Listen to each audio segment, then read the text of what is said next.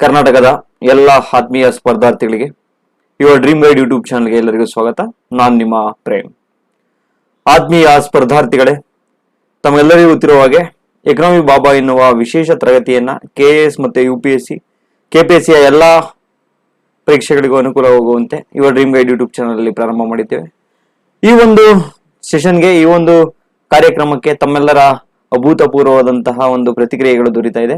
ಎಲ್ಲರಿಗೂ ಥ್ಯಾಂಕ್ಸ್ ಅನ್ನ ಹೇಳ್ತಾ, ಸಿಮ್ರಾನ್ ಆಗಿರ್ಬೋದು, ಮಂಜುನಾಥ್, ನವೀನ್ ಕುಮಾರ್, ಸಿಮ್ರಾನ್, ಕಾರ್ತಿಕ್, ದ್ಯಾವಕ್ಕ, ಶರಣಯ್ಯ ಮಠ್, ಎಲ್ಲರಿಗೂ ಕೂಡ ಥ್ಯಾಂಕ್ಸ್ ಅನ್ನ ಹೇಳ್ತಾ, ನಿಮ್ಮ ಪ್ರತಿಕ್ರಿಯೆಗಳು ಹೀಗೆ ಇರಲಿ ಅಂತ ಹೇಳ್ತಾ ಇಂದಿನ ತರಗತಿಯನ್ನ ಪ್ರಾರಂಭ ಮಾಡೋಣ. ಯಾರಾದ್ರೂ ಇದೇ ಫಸ್ಟ್ ಕ್ಲಾಸ್ ಕೇಳ್ತಾ ಇದ್ರೆ, ಇದು ನಮ್ಮ ಎಕನಾಮಿಯ 3ನೇ ತರಗತಿ. ಮೊದಲೆರಡು ತರಗತಿಯನ್ನು ಮುಗಿಸಿದ ನಂತರ ಇಲ್ಲಿಗೆ ಬನ್ನಿ. ಯಾಕೆಂದ್ರೆ ಫಸ್ಟ್ 2 ತರಗತಿ ಕೇಳಿದ್ರೆ ಈ ತರಗತಿಗೆ ಬಂದಿದ್ರೆ ಸ್ವಲ್ಪ ಅರ್ಥ ಆಗೋದು ಕಷ್ಟ ಆಗುತ್ತೆ. ಆದ್ರಿಂದ ಇಂದಿನ ತರಗತಿಯಲ್ಲಿ ನಾವು ಏನ್ ನೋಡಿದ್ವಿ ಅಂದ್ರೆ ಜಿಡಿಪಿ ಬಗ್ಗೆ ನೋಡ್ತಾ ಹೋಗಿದ್ವಿ. ಆದ್ರೆ ಇಂದಿನ ಒಂದು ತರಗತಿಯಲ್ಲಿ ನಾವು ಜಿಡಿಪಿಯ ಇನ್ನಿತರೆ ಕಾನ್ಸೆಪ್ಟ್ ಗಳನ್ನ ನೋಡ್ತಾ ಹೋಗೋಣ. GNP ಆಗಿರ್ಬೋದು, NDP ಆಗಿರ್ಬೋದು, NP ಆಗಿರ್ಬೋದು, ಅಥವಾ CPI ಆಗಿರ್ಬೋದು, ಇವೆಲ್ಲವನ್ನ ಇಂದಿನ ತರಗತಿಯಲ್ಲಿ ನೋಡ್ತಾ ಹೋಗೋಣ. ನೀವು ಗೊತ್ತಿರ್ಬೋದು, ಯಾರಾದ್ರೂ ಹೊಸದಾಗಿ ಮದುವೆ ಆಗಿದ್ರೆ ಅಥವಾ ಹೊಸದಾಗಿ ಒಂದು ಪ್ರೀತಿಯನ್ನ ಸ್ಟಾರ್ಟ್ ಮಾಡಿದ್ರೆ, ಹೊಸದಾಗಿ ಲವ್ ಮಾಡ್ತಾ ಇದ್ರೆ, ಆಗ ಅವರ ಬೆಲೆ ಜಾಸ್ತಿ ಇರ್ತದೆ. ಯಾವಾಗ್ಲೂ ಕೂಡ ಒಬ್ಬರಿಗೊಬ್ಬರು ಬಿಟ್ಟು ಕೊಡದ ಒಂದು ಸಂಬಂಧ, ಬಾಂಧವ್ಯ ಇರ್ತದೆ. ಆ ಒಂದು ಹೊಸದ ಸಂಬಂಧದಲ್ಲಿ ಒಂದು ಮಾತು ಹೇಳ್ತಾ ಹೋಗ್ತಾ ಇರ್ತಾರೆ. ಏನು ಅಂದ್ರೆ, ಪ್ರಿಯೆ ನೀನಿಲ್ಲದೆ ನಾನಿಲ್ಲ. ಅವಳು ಹೇಳ್ತಾಳೆ, ಪ್ರಿಯ ನೀನಿಲ್ಲದೆ ನಾನೂ ಇಲ್ಲ. ಈ ತರ ಇದ್ದಂತಹ ಸಂಬಂಧ ಸ್ವಲ್ಪ ದಿನ ಹೋಗ್ತಾ ಹೋಗ್ತಾ, ಸ್ವಲ್ಪ ದಿನಗಳು ಕಳೆದಂತೆ, ಇಲ್ಲ ನೀನಿರ್ಬೇಕು, ಇಲ್ಲ ನಾನಿರ್ಬೇಕು, ಈ ತರ ಒಂದು ಪರಿಸ್ಥಿತಿಗೆ ಹೋಗುತ್ತೆ. ಇವಾಗ ನಾನು ಏನ್ ಹೇಳ್ತಾ ಇದ್ದೀನಿ ಅಂದ್ರೆ, ದಿನಗಳು ಕಳೆದಂತೆ, ಟೈಮ್ಗಳು ಉಳಿದಂತೆ ಎಲ್ಲಾ ವಸ್ತುಗಳ ಬೆಲೆಯೂ ಕೂಡ ಕಡಿಮೆ ಆಗ್ತಾ ಹೋಗುತ್ತೆ. ಯಾಕಪ್ಪ ಇವಾಗ ಇದನ್ನ ನಾನು ಹೇಳ್ದೆ ಅಂತ ಅಂದ್ರೆ, ನಿಮ್ಗೊಂದು ಕಾನ್ಸೆಪ್ಟ್ ಗೊತ್ತಾಗಬೇಕು, ಡಿಪ್ರಿಸಿಯೇಷನ್ ಅಥವಾ ಸವಕಳಿ ಅಂತಕ್ಕಂಥದ್ದು. ನೀವಿಲ್ಲಿ ನೋಡ್ತಾ ಹೋಗಿ, ಈ ಒಂದು ಬೈಕ್ ಅನ್ನ ನಾನು ತಗೊಂಡಿದ್ದು 2023 ಅನ್ಕೊಳ್ಳಿ. ಆಗ ಬೈಕ್ ನ ವ್ಯಾಲ್ಯೂ ಎಷ್ಟಿತ್ತು ಅಂದ್ರೆ 80,000. ಈಗ 2024 1 ಇಯರ್ ಆಗಿದೆ. ಈ ಬೈಕ್ ನ ಬೆಲೆ ಸೇಮ್ ಇರುತ್ತಾ? ಈ ಬೈಕ್ ನ ಬೆಲೆ, ಈ ಬೈಕ್ ನ ವ್ಯಾಲ್ಯೂ ಕಡಿಮೆ ಆಗಿರ್ತದೆ. ಯಾಕೆಂದ್ರೆ ಈ ಬೈಕ್ ನ ನಾವು ಯೂಸ್ ಮಾಡಿರ್ತೀವಿ. ಆದ್ರಿಂದ ವಿಯರ್ ಅಂಡ್ ಟೇರ್ ಆಗಿರ್ತದೆ. ಅಂದ್ರೆ ಇಲ್ಲಿ ನಮ್ಗೆ ಚಕ್ರಗಳು ಸೌದೋಗಿರ್ಬೋದು, ಅಥವಾ ಈ ಬೈಕ್ ಒಂದು ಇಂಜಿನ್ ಸೌದೋಗಿರ್ಬೋದು, ಇಲ್ಲ ಎಲ್ಲವನ್ನು ನಾವು ಉಪಯೋಗಿಸಿರ್ತೀವಿ. ಆದ್ರಿಂದ 80,000 ಏನಿರುತ್ತಲ್ಲ, ಇದು ಒಂದು ಅಪ್ರಾಕ್ಸಿಮೇಟ್ಲಿ 70,000 ಆಗಿರ್ತದೆ.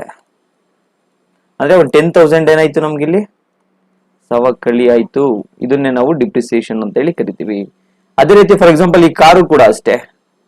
7 lakh ಈ ಕಾರ್ ತಗೊಂಡಿದೀವಿ ಅನ್ಕೊಂಡ್ರೆ, ಈ ಕಾರ್ನ ವ್ಯಾಲ್ಯೂ 1 ಇಯರ್ಗೆ 6 lakh ಆಗಿರ್ತದೆ. ಇಲ್ಲಿ 1 ಲಕ್ಷ ಏನಾಯ್ತು ಹೇಳಿ, ಈ 1 ಲಕ್ಷ ನಾವು ಯೂಸ್ ಮಾಡಿದೀವಿ, ಸವಕಳಿ ವೆಚ್ಚ ಅಂತ ಹೇಳಿ ಕರಿತಾ ಹೋಗ್ತೀವಿ. ಈಗ ನಿಮಗೆ ಡಿಪ್ರಿಸಿಯೇಷನ್ ಅಂದ್ರೆ ಅಥವಾ ಸವಕಳಿ ವೆಚ್ಚ ಅಂದ್ರೆ ನಿಮಗೆ ಗೊತ್ತಾಯ್ತು. ಸವಕಳಿ ವೆಚ್ಚ ಅಂತ ಅಂದ್ರೆ ಸ್ಥಿರ ಸ್ವತ್ತುಗಳ ಮೌಲ್ಯದಲ್ಲಿನ ಇಳಿಕೆ. ಅಂದ್ರೆ ಈಗ ಏನೆಲ್ಲ ಸ್ಥಿರ ಸ್ವತ್ತುಗಳು ಇರ್ತಾವಲ್ಲ, ಈಗ ಬೈಕ್ ಆಗಿರ್ಬೋದು, ಇಲ್ಲ ಕಾರ್ ಆಗಿರ್ಬೋದು, ಈ ತರ ಸ್ವತ್ತುಗಳು ಇರ್ತಾವಲ್ಲ, ಈಗ ಇದರ ಬೆಲೆ ಇಳಿಕೆ ಆಗ್ತಕ್ಕಂಥದ್ದು. Depreciation is A decrease in the value of fixed assets. ಈಗ ಫಾರ್ ಎಕ್ಸಾಂಪಲ್ ನಾವು ಒಂದು ಬಿಲ್ಡಿಂಗ್ ಕಟ್ಟಿದೀನಿ ಅನ್ಕೊಂಡ್ರು ಕೂಡ ಅಷ್ಟೇ, ಆ ಬಿಲ್ಡಿಂಗು ಕೂಡ ಅಷ್ಟೇ ದಿನ ಕಳೆದಂತೆ ಅದರ ಬೆಲೆಯನ್ನ ಕಳ್ಕೊಳ್ತಾ ಹೋಗುತ್ತೆ. ಆ ಬೆಲೆ ಏನ್ ಕಳ್ಕೊಳ್ಳುತ್ತಲ್ಲ, ಆ ಕಳ್ಕೊಂಡಿರೋ ಬೆಳೆಯನ್ನ ನಾವು ಡಿಪ್ರಿಸಿಯೇಷನ್ ಅಥವಾ ಸವಕಳಿ ವೆಚ್ಚ ಅಂತ ಹೇಳಿ ಕರಿತಾ ಹೋಗ್ತೀವಿ. ನಿಮ್ಗೆ ಇಂದಿನ ತರಗತಿಯಲ್ಲಿ ನೀವು ಆಗ್ಲೇ ನೋಡಿದೀರಾ, GDP ನೋಡಿದೀರಾ. GDP ಅಂದ್ರೆ ಏನು ಅಂದ್ರೆ, ಒಂದು ದೇಶದ ಒಳಗಡೆ, ಗಡಿ ಒಳಗಡೆ ಉತ್ಪಾದನೆ ಆಗ್ತಕ್ಕಂತಹ ಎಲ್ಲಾ ಸರಕು ಮತ್ತು ಸೇವೆಗಳ ಒಟ್ಟು ಮೌಲ್ಯವನ್ನ GDP ಅಂತ ಹೇಳಿ ಕರಿತಾ ಇದ್ವಿ. ಈಗ ಫಾರ್ ಎಕ್ಸಾಂಪಲ್ ಇದು ಇಂಡಿಯಾ ಒಳಗಡೆ ಎಷ್ಟು ಆಗಿರುತ್ತೆ ಅಂದ್ರೆ, ಒಂದು ವರ್ಷಕ್ಕೆ ಇಂಡಿಯಾ ಒಳಗಡೆ ಫಾರ್ ಎಕ್ಸಾಂಪಲ್ ಒಂದು 1000 ರೂಪಿ ಆ ಸರಕು ಮತ್ತೆ ಸೇವೆಗಳ ಬೆಲೆ ಆಗಿರ್ತಕ್ಕಂಥದ್ದು. ಇದನ್ನ ನಾವು ಈ ಒಂದು ಭಾರತದ GDP ಅಂತ ಹೇಳಿ ಕರಿತಾ ಹೋಗ್ತೀವಿ. ಈ GDP 1000 ರೂಪಾಯಿ ಬಂದಿದೆ ಅಂದ್ರೆ, ಈ 1000 ರೂಪಾಯಿಯನ್ನ ನಾವು ಅರ್ನ್ ಮಾಡ್ಲಿಕ್ಕೆ, ಈ 1000 ರೂಪಾಯಿಯನ್ನ ನಾವು ಉತ್ಪಾದನೆ ಮಾಡ್ಲಿಕ್ಕೆ, ಇವು ಕೆಲವು ಸರಕುಗಳನ್ನ, ಕೆಲವು ಈಗ ಮಷಿನರಿ ಆಗಿರ್ಬೋದು, ಈ ತರ ಫಿಕ್ಸ್ಡ್ ಅಸೆಟ್ಸ್ ಅಲ್ಲಿ ಸವಕಳಿ ಆಗಿರುತ್ತೆ. ಆ ಸವಕಳಿ ವೆಚ್ಚವನ್ನ ನಾವು ಕಳಿಬೇಕು.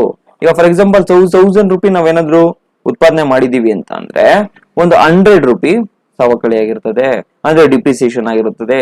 ಅವಾಗ ನಾವು ಬರೀ ಜಿ ಡಿ ಪಿಯನ್ನ ಮಾತ್ರ ನೋಡಿದ್ರೆ ಜಿ ಡಿ ಪಿ ಯಾವಾಗ್ಲೂ ಜಾಸ್ತಿ ತೋರಿಸುತ್ತೆ. ಅದಕ್ಕೆ ನಾವ್ ಏನ್ ಮಾಡ್ಬೇಕು ಅಂದ್ರೆ ಸವಕಳಿ ವೆಚ್ಚವನ್ನ ಕಳಿಬೇಕು. ಅವಾಗ ಎಷ್ಟಾಗುತ್ತೆ? 900 ಅಕ್ಯುರೇಟ್ ಆಗಿ ಸಿಗುತ್ತೆ. ಈ 900 ಏನ್ ಹೇಳಿ? NDP ಅಂದ್ರೆ ನೆಟ್ ಡೊಮೆಸ್ಟಿಕ್ ಪ್ರಾಡಕ್ಟ್ ಅಂತ ಹೇಳಿ, ಅಂದ್ರೆ ನಿವ್ವಳ ದೇಶೀಯ ಉತ್ಪನ್ನ. NDP ಅಂದ್ರೆ ಏನು ಅಂದ್ರೆ net domestic product is the total value of all finished goods and services produced with in the country during A specific time period minus the depreciation of capital goods. ಅಂದ್ರೆ ಕ್ಯಾಪಿಟಲ್ ಗೂಡ್ಸ್ ಏನಿರ್ತಾವಲ್ಲ ಆ depreciation ಆಗಿರುತ್ತಲ್ಲ, depreciation less ಮಾಡಿದ್ರೆ G D ಪಿಯಲ್ಲಿ ನಮಗೆ ಸಿಗ್ತಕ್ಕಂಥದ್ದು NDP ಅಂದ್ರೆ net domestic product, ನಿವ್ವಳ ದೇಶೀಯ ಉತ್ಪನ್ನ. ಒಂದು ನಿರ್ದಿಷ್ಟದ ಅವಧಿಯಲ್ಲಿ ದೇಶದ ಗಡಿಯೊಳಗಡೆ ಉತ್ಪಾದಿಸಲಾದ ಎಲ್ಲಾ ಸಿದ್ಧಪಡಿಸಿದ ಸರಕುಗಳು ಮತ್ತು ಸೇವೆಗಳ ಒಟ್ಟು ಮೌಲ್ಯವನ್ನು ಅಳೆಯುತ್ತದೆ ಮತ್ತು ಬಂಡವಾಳ ಸರಕುಗಳ ಸವಕಳಿ ವೆಚ್ಚವನ್ನ ಕಡಿಮೆ ಮಾಡುತ್ತೆ. ನಿಮ್ಗೆ ಇಲ್ಲೂ ಕೂಡ ಅರ್ಥ ಆಗ್ಲಿಲ್ಲ ಅಂತ ಅಂದ್ರೆ ಸಿಂಪಲ್. ಫಾರ್ ಎಕ್ಸಾಂಪಲ್, ಇಂಡಿಯಾ ಒಳಗಡೆ 10,000 products goods and services produce ಆಗಿರುತ್ತೆ ಒನ್ ಇಯರ್ ಅಲ್ಲಿ. ಅದನ್ನ ನಾವು 10,000 ಅನ್ನ GDP ಅಂತ ಹೇಳಿ ಕರಿತೀವಿ, ಇಂಡಿಯಾ GDP ಅಂತ ಹೇಳಿ. ಇಂಡಿಯಾ GDPಗೆ 10,000 ಅನ್ನ ನಾವು ಪ್ರೊಡ್ಯೂಸ್ ಮಾಡ್ಬೇಕಾದ್ರೆ ಫ್ಯಾಕ್ಟ್ರಿಲಿ ಇರ್ತಕ್ಕಂತಹ ಮಷಿನರಿ ಏನಿದಾವೆ, ಆ ಫ್ಯಾಕ್ಟ್ರಿ ಬಿಲ್ಡಿಂಗ್ ಏನಿದೆ, ಎಲ್ಲವನ್ನು ಕೂಡ ನಾವು ಯೂಸ್ ಮಾಡಿರ್ತೀವಿ. ಇಲ್ಲಿ ಸವಕಳಿ ಆಗಿರುತ್ತೆ, ಮಿಷಿನರಿ ಆಗಿರ್ಬೋದು ಸವಕಳಿ ಆಗಿರುತ್ತೆ, ಬಿಲ್ಡಿಂಗು ಕೂಡ ತನ್ನ ವ್ಯಾಲ್ಯೂವನ್ನ ಕಳ್ಕೊಂಡಿರುತ್ತೆ. ಅಪ್ರಾಕ್ಸಿಮೇಟ್ಲಿ ಬಿಲ್ಡಿಂಗು ಮಷಿನರಿ ಎಲ್ಲ ಸೇರಿ 1,000 ತನ್ನ ವ್ಯಾಲ್ಯೂವನ್ನ ಕಳ್ಕೊಂಡಿದೆ ಅನ್ಕೊಳ್ಳಿ. ಯಾಕಾಗಿ ಕಳ್ಕೊಂತು? ಈ ಒಂದು ಪ್ರಾಡಕ್ಟ್ ಅನ್ನ ಉತ್ಪಾದನೆ ಮಾಡಿದಕ್ಕೋಸ್ಕರ. ಆದ್ರಿಂದ ಈ 10,000 ಅಲ್ಲಿ ಅದೇನ್ ನಾವು ಕಳ್ಕೊಂಡ್ರಲ್ಲ ಆ ಸವಕಳಿ ವೆಚ್ಚವನ್ನ ಮೈನಸ್ ಮಾಡಿದ್ರೆ ಇನ್ನ 9,000 ಸಿಗುತ್ತೆ. ಈ 9,000 ಏನ್ ಸಿಗುತ್ತಲ್ಲ ಇದನ್ನೇ ನಾವು NDP ಅಂತ ಹೇಳಿ ಕರಿತಾ ಹೋಗ್ತೀವಿ.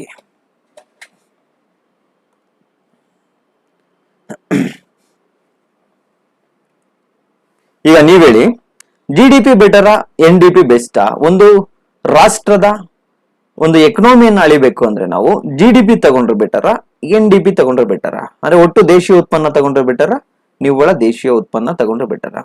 ನಿಮ್ಗೆ ಈಗಾಗಲೇ ನಾನು ಹೇಳಿದ್ದೀನಿ, ಒಟ್ಟು ದೇಶೀಯ ಉತ್ಪನ್ನ ಅಂದ್ರೇನು? ಒಂದು ದೇಶದ ಗಡಿ ಒಳಗಡೆ ಏನು ಉತ್ಪನ್ನ ಐತಲ್ಲ ಅದು ಒಟ್ಟು ದೇಶೀಯ ಉತ್ಪನ್ನ. 10,000 GDP ಆಗಿದೆ, ಇದು ಒಟ್ಟು ದೇಶೀಯ ಉತ್ಪನ್ನ. ನಿವ್ವಳ ದೇಶೀಯ ಉತ್ಪನ್ನ ಅಂದ್ರೆ ಏನ್ ಹೇಳಿ? ಈ 10,000 ಅಲ್ಲಿ ನಮಗೆ ಸವಕಳಿ ಆಗಿದೆ ಎಷ್ಟು? 1,000 ರೂಪಾಯಿ ಬಿಲ್ಡಿಂಗು ಅಥವಾ ಮಷಿನರಿ ವ್ಯಾಲ್ಯೂ ಸವಕಳಿ ಆಗಿದೆ. ಅದನ್ನ ಲೆಸ್ ಮಾಡಿದ್ರೆ ಎಷ್ಟು ಸಿಗುತ್ತೆ? 9,000 ಸಿಗುತ್ತೆ.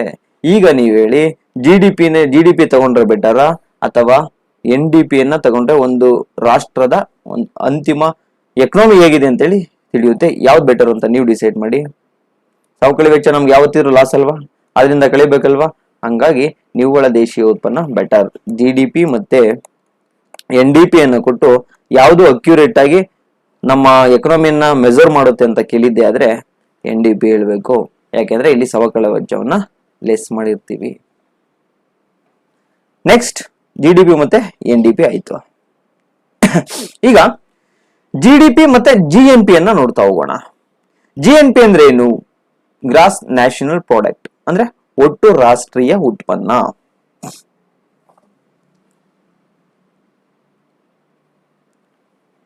ನೀವು GNP ಅನ್ನ ನೋಡೋದಾದ್ರೆ GNP ಗ್ರಾಸ್ ನ್ಯಾಷನಲ್ ಪ್ರಾಡಕ್ಟ್ ಅಥವಾ ಒಟ್ಟು ರಾಷ್ಟ್ರೀಯ ಉತ್ಪನ್ನವನ್ನ ನೋಡೋದಾದ್ರೆ ನಾವು ಫಸ್ಟ್ GDP ನೋಡಿದೀವಿ. GDP ನಿಮ್ಗೆ ಎಲ್ರಿಗೂ ಗೊತ್ತಿದೆ. ಫಾರ್ ಎಕ್ಸಾಂಪಲ್, ಇದು ಇಂಡಿಯಾ ಆದ್ರೆ ಇಂಡಿಯಾ ಒಳಗಡೆ ಇಲ್ಲೊಂದು ಮೈಕ್ರೋಸಾಫ್ಟ್ ಅನ್ನೋ ಒಂದು ಫಾರಿನ್ ಕಂಪನಿ ಇದೆ ಮೈಕ್ರೋಸಾಫ್ಟ್. ಇದು ಇಂಡಿಯಾ ಗಡಿಯ ಒಳಗಡೆ ಇದೆ. ಬಟ್ ಈ ಮೈಕ್ರೋಸಾಫ್ಟ್ ಅಂತಕ್ಕಂಥದ್ದು ಏನಿಲ್ಲ, USA ಕಂಪನಿ. ಇದು 1,000 ಅರ್ನ್ ಮಾಡುತ್ತೆ ಒಂದು ವರ್ಷಕ್ಕೆ, 1,000 ಸರ್ವಿಸ್ ಅನ್ನ ಕೊಡುತ್ತೆ ಇಂಡಿಯಾ ಒಳಗಡೆ. ಅದೇ ತರ ಒಂದು ಇನ್ಫೋಸಿಸ್ ಅಂತ ಹೇಳಿ ಒಂದು ಕಂಪನಿ ಇದೆ, ಇದು ಇಂಡಿಯನ್ ಕಂಪನಿ. ಇದು ಕೂಡ 1,000 ಅನ್ನ ಅರ್ನ್ ಮಾಡುತ್ತೆ ಒಂದು ವರ್ಷಕ್ಕೆ. ಅಲ್ಲಿಗೆ GDP ಅಂತ ಬಂದ್ರೆ ನಮ್ಮ ದೇಶದ ಒಳಗಡೆ ಇರ್ತಕ್ಕಂತಹ ಎಲ್ಲಾ ಸರಕು ಮತ್ತೆ ಸೇವೆಗಳ ಮೌಲ್ಯವನ್ನ ನಾವು GDP ಅಂತ ಹೇಳಿ ಕರಿತೀವಿ. ಅದು ಫಾರಿನ್ ಕಂಪನಿನಾದ್ರೂ ಆಗಿರ್ಬೋದು, ಇಂಡಿಯನ್ ಕಂಪನಿನಾದ್ರೂ ಆಗಿರ್ಬೋದು. ಅಲ್ಲಿ GDP ಎಷ್ಟು? ಮೈಕ್ರೋಸಾಫ್ಟ್ 1,000, ಇನ್ಫೋಸಿಸ್ 1,000, ಅಲ್ಲಿಗೆ 2,000 GDP. ಅದೇ ನೀವೀಗ GNP ಬನ್ನಿ. GNP ಬಂದಾಗ ಎನ್ ಅಂದ್ರೆ ಏನ್ ಹೇಳುತ್ತೆ, national gross national product. National ಅಂತ ಬಂದ್ರೆ ಒಂದು ನ್ಯಾಷನಾಲಿಟಿಯನ್ನ ಸೂಚಿಸುತ್ತದೆ. ಇಲ್ಲಿ ಡೊಮೆಸ್ಟಿಕ್ ನಮ್ಮ ದೇಶದ ಟೆರಿಟರಿ ಒಳಗಡೆ ಆಗಿರ್ತಕ್ಕಂಥದ್ದು GDP. ಅದೇ ಇಲ್ಲಿ ನ್ಯಾಷನಲ್ ಅಂತ ಬಂದಾದ್ಮೇಲೆ ಯಾರು ಅರ್ನು ಮಾಡಿದ್ದಾರೆ, ಯಾರು ಇನ್ಕಮ್ ಅನ್ನ ಅರ್ನು ಮಾಡಿದ್ದಾರೆ ಅಂತಕ್ಕಂಥದ್ದು ಇಲ್ಲಿ ಬರುತ್ತೆ. ಈಗ ನಮ್ಮ ದೇಶದ ಇದೇ ಎಕ್ಸಾಂಪಲ್ ಅನ್ನು ತಗೋಣ. ನಮ್ಮ ಭಾರತದಲ್ಲಿ ಮೈಕ್ರೋಸಾಫ್ಟ್ ಕಂಪನಿ 1000 ರೂಪಾಯಿ ಅರ್ನು ಮಾಡಿದೆಯಲ್ಲ, ಇನ್ಫೋಸಿಸ್ 1000 ಅರ್ನು ಮಾಡಿದೆಯಲ್ಲ, ಎರಡೂ ಕೂಡ ಭಾರತದ ಗಡಿ ಒಳಗಡೆ ಅರ್ನ್ ಆಗಿದೆ. ಇದನ್ನ GDP ತಗೊಂಡಿದೀವಿ. ಬಟ್ GNP ಅಲ್ಲಿ ಮೈಕ್ರೋಸಾಫ್ಟ್ ಇಂಡಿಯನ್ ಕಂಪನಿ ಅಲ್ಲ, USA ಕಂಪನಿ. ಅಲ್ಲಿಗೆ ಏನ್ ಮಾಡ್ತೀವಿ, ಮೈಕ್ರೋಸಾಫ್ಟ್ 1000 ಅನ್ನ USA ಗೆ ಕೊಡ್ತೀವಿ, ಅಂದ್ರೆ USA ಒಂದು GNP ಆಡ್ ಮಾಡ್ತೀವಿ. ಇಲ್ಲಿ ನಮ್ಮ GNP ಬಂದ್ಬಿಟ್ಟು ಕೇವಲ 1000, ಯಾಕಂದ್ರೆ ಇನ್ಫೋಸಿಸ್ ಇಂಡಿಯನ್ ಕಂಪನಿ, ಇನ್ಫೋಸಿಸ್ ಅರ್ನು ಮಾಡಿದೆ. ಇದರ ಜೊತೆ ಇನ್ನ ಒಂದು ನೋಡ್ತಾ ಬನ್ನಿ.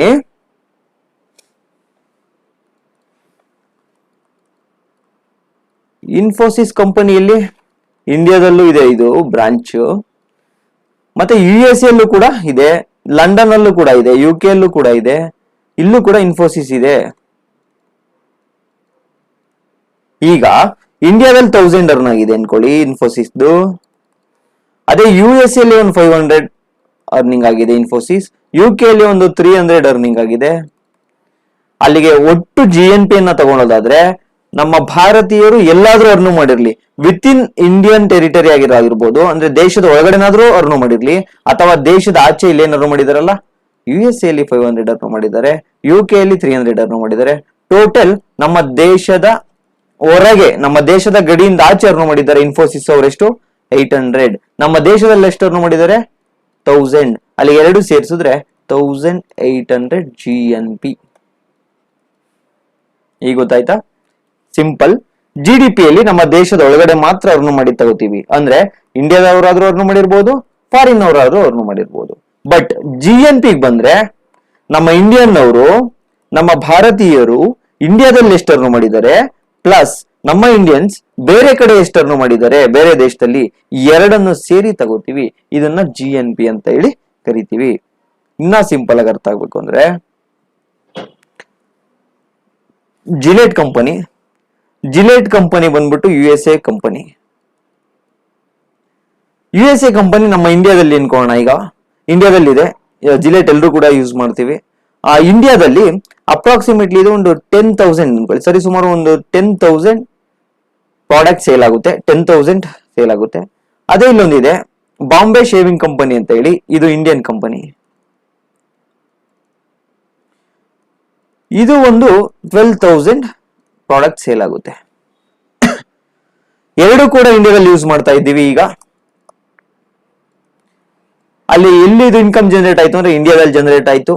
10,000 ಪ್ಲಸ್ 12,000, ಇಂಡಿಯಾದಲ್ಲಿ ಏನ್ 22,000 ಜನರೇಟ್ ಆಯ್ತು, ಇದು ದೇಶದ ಗಡಿಯೊಳಗೆ ಜನರೇಟ್ ಆಗಿದೆ, ನಮ್ಮ ದೇಶದ ಭಾರತದ ಗಡಿಯೊಳಗೆ.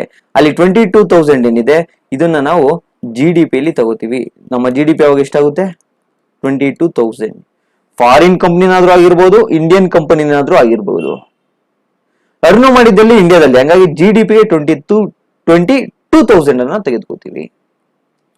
ಅದೇ ನೀವು GNP ಬಂದ್ರೆ, ಗ್ರಾಸ್ ನ್ಯಾಷನಲ್ ಪ್ರಾಡಕ್ಟ್ ಅಥವಾ ಒಟ್ಟು ರಾಷ್ಟ್ರೀಯ ಉತ್ಪನ್ನವನ್ನ ನೋಡೋದಾದ್ರೆ, ನಾವು ಕೇವಲ ಇಂಡಿಯನ್ಸ್ ಏನ್ ಅರ್ನು ಮಾಡಿದಾರಲ್ಲ ಅದನ್ನ ತಗೋತೀವಿ. ಅಲ್ಲಿಗೆ ಬಾಂಬೆ ಶೇವಿಂಗ್ ಕಂಪನಿ ಏನಿದೆ ಇದು 12,000 ಅರ್ನು ಮಾಡುತ್ತಲ್ಲ, ಇದನ್ನ ಮಾತ್ರ ನಾವು ತಗೋತೀವಿ GNP ಗೆ. ಯಾಕೆಂದ್ರೆ ಇದು USA ಕಂಪನಿಯನ್ನ GNP ಗೆ ಆಡ್ ಮಾಡುವುದಿಲ್ಲ. ಅದೇ ಬಾಂಬೆ ಶೇವಿಂಗ್ ಕಂಪನಿ ಇಂಡಿಯಾದಲ್ಲಿ 12,000 ಅರ್ನು ಮಾಡಿದೆ, ಮತ್ತೆ USA ಅಲ್ಲಿ ಕೂಡ ಒಂದು 5,000 ಅರ್ನು ಮಾಡಿದೆ ಅನ್ಕೊಳ್ಳಿ. ಅಲ್ಲಿಗೆ 12,000 ಪ್ಲಸ್ 5,000 17,000 GNP.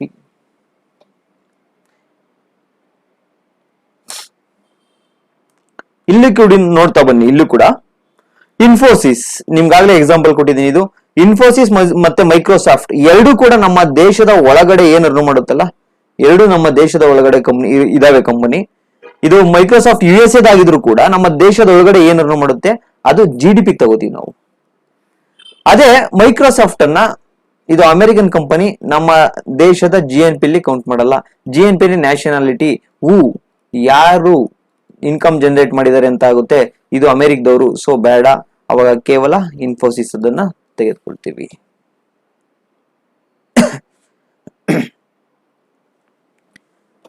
ತಮಗೆಲ್ರಿಗೂ ಗೊತ್ತಿದೆ, ನೀತು ಅಂಬಾನಿ ಅವರ ಮಗನ ಮದುವೆಯಲ್ಲಿ ರಿಹಾನಾ ಅನ್ನುವ ಒಂದು ಸಿಂಗರ್ ಅನ್ನ, ಪಾಪ್ ಸಿಂಗರ್ ಅನ್ನ ಕರೆಸಿರ್ತಾರೆ. ಇವ್ರ ಹೆಸರು ರಿಹಾನಾ. ಈ ರಿಹಾನಾ ಏನಿದ್ದಾರೆ, ಇವ್ರಿಗೆ ಸರಿಸುಮಾರು ಒಂದು 66ರಿಂದ 70 ಕೋಟಿಯನ್ನ ಕೊಡ್ತಾರೆ. ಕೇವಲ ಒಂದಿನ ಬಂದು ಆಡಾಡ್ಲಿಕ್ಕೆ 66ರಿಂದ 70 ಕೋಟಿ ಕೊಡ್ತಾರೆ. ಯಾರು ಕೊಟ್ಟಿದ್ದು? ಮುಖೇಶ್ ಅಂಬಾನಿ. ಈ 66 ಕೋಟಿ ಯಾವ GDP ಆಡಾಗುತ್ತೆ ಅಂದ್ರೆ ನಿಮಗೆಲ್ರಿಗೂ ಗೊತ್ತಿದೆ. GDP ಮೀನ್ಸ್ ಒಂದು ರಾಷ್ಟ್ರದ ಗಡಿಯೊಳಗೆ ಏನಾಗುತ್ತೋ ಆ ಸರಕು ಮತ್ತೆ ಸೇವೆಗಳ ಬೆಲೆ. ರಿಹಾನಾ ಆಡಿದ್ದಲ್ಲಿ ಮುಂಬೈಯಲ್ಲಿ, ಇಂಡಿಯಾದಲ್ಲಿ. ಅವರು ಬಾರ್ಬಡೋಸ್ ಕಂಟ್ರಿ ಅವರಾಗಿರ್ಬೋದು, ಬಟ್ ಆಡಿದ್ದಲ್ಲಿ ಇಂಡಿಯಾ ಒಳಗಡೆ. ಹಂಗಾಗಿ 66 ಕೋಟಿ ಏನಿದೆ ಅದು ಇಂಡಿಯನ್ GDP ಸೇರುತ್ತೆ. ಅದೇ ನೀವು GNP ಅನ್ನ ನೋಡೋದಾದ್ರೆ ಯಾರು ಆಡಿದ್ದು? ರಿಹಾನಾ. ರಿಹಾನಾ ಯಾರು? GNP ಏನ್ ಹೇಳುತ್ತೆ? ಯಾರು ಇನ್ಕಮ್ ಜನರೇಟ್ ಮಾಡಿದ್ದು? ಯಾವ ನ್ಯಾಷನಾಲಿಟಿ? ರಿಹಾನಾ ಅವ್ರು ಬಂದ್ಬಿಟ್ಟು ಬಾರ್ಬಡೋಸ್. ಹಂಗಾಗಿ ನಮ್ಮ GNP ಇದನ್ನ ತೆಗೆದುಕೊಳ್ಳುವುದಿಲ್ಲ. ಯಾಕಂದ್ರೆ ಅವರು ಬಾರ್ಬಡೋಸ್ನವರು. ಆ ಬಾರ್ಬಡೋಸ್ನ GNPಗೆ ಹೋಗುತ್ತೆ 66 ಕೋಟಿ. ಅಂದ್ರೆ ಇಲ್ಲಿ ನೋಡಿ, ನಾವು GDPಯಲ್ಲಿ ಇಂಡಿಯಾದವರು ಅರ್ನು ಮಾಡಿರೋದು ತಗೋತಿದೀವಿ, ಫಾರಿನ್ ಅವರು ಅರ್ನು ಮಾಡಿರೋದು ತಗೋತಿದೀವಿ.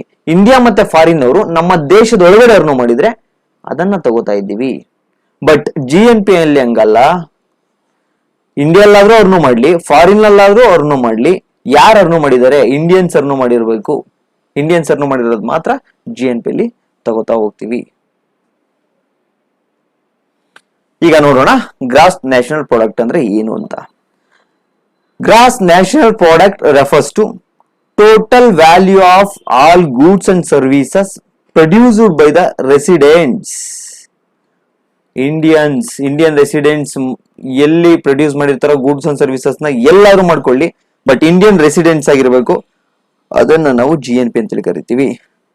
Irrespective of location of production, ಅದು ಎಲ್ಲಾದ್ರೂ ಆಗಿರ್ಬೋದು, ಯಾವ ಲೊಕೇಶನ್ ಆದ್ರೂ ಪ್ರೊಡ್ಯೂಸ್ ಆಗಿರ್ಲಿ, ಬಟ್ ಇಂಡಿಯನ್ಸ್ ಪ್ರೊಡ್ಯೂಸ್ ಮಾಡಿರ್ಬೇಕು. ಒಟ್ಟು ರಾಷ್ಟ್ರೀಯ ಉತ್ಪನ್ನ ಎನ್ನುವುದು ಉತ್ಪಾದನೆಯ ಸ್ಥಳವನ್ನು ಲೆಕ್ಕಿಸದೆ, ಉತ್ಪಾದನೆಯ ಸ್ಥಳ ಎಲ್ಲಾದ್ರೂ ಆಗಿರಬಹುದು, ದೇಶದ ನಿವಾಸಿಗಳು ಉತ್ಪಾದನೆ ಮಾಡಿರ್ಬೇಕು. ದೇಶೀಯ ನಿವಾಸಿಗಳು ವ್ಯವಹಾರಗಳಿಂದ ಉತ್ಪತ್ತಿಯಾದ ಎಲ್ಲಾ ಸರಕು ಮತ್ತು ಸೇವೆಗಳ ಒಟ್ಟು ಮೌಲ್ಯವನ್ನ ಸೂಚಿಸುತ್ತದೆ. ಸಿಂಪಲ್. ಇಂಡಿಯನ್ಸ್ ಏನಾದ್ರು ಮಾಡ್ತಾರಲ್ಲ, ಇಂಡಿಯನ್ಸು ಇಂಡಿಯಾದಲ್ಲಾದ್ರೂ ಅರ್ನು ಮಾಡ್ಲಿ, ಇಲ್ಲ ಫಾರಿನ್ ಅಲ್ಲಾದ್ರೂ ಅರ್ನು ಮಾಡ್ಲಿ, ಒಟ್ಟು ಇಂಡಿಯನ್ಸ್ ಅರ್ನು ಮಾಡ್ಬೇಕು. ಇದು GNP.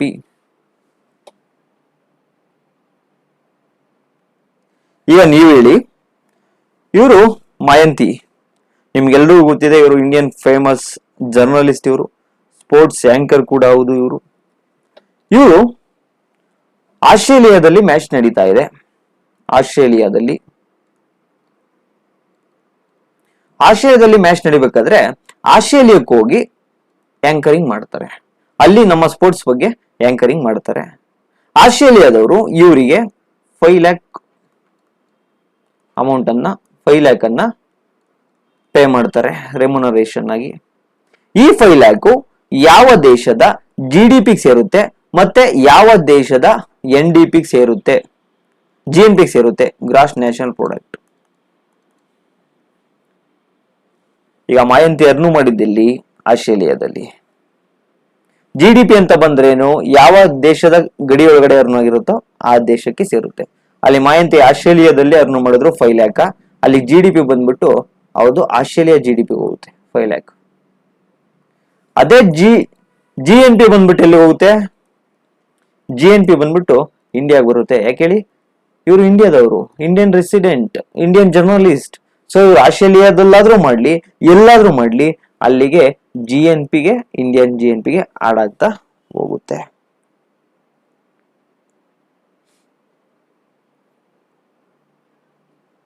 ಈಗ GNP ಮತ್ತೆ GDP ಒಂದು ಡಿಫ್ರೆನ್ಸ್ ಅನ್ನ ನೋಡ್ತಾ ಹೋಗೋಣ. ನಿಮಗೆ ಈಗಾಗಲೇ ಗೊತ್ತಿದೆ GDP ಅಂದ್ರೆ ಏನು ಅಂತೇಳಿ. ನಿಮಗೆ ಈಗಾಗಲೇ ಗೊತ್ತಿದೆ GDP ಅಂದ್ರೆ ಏನು. Simple. Indians in India,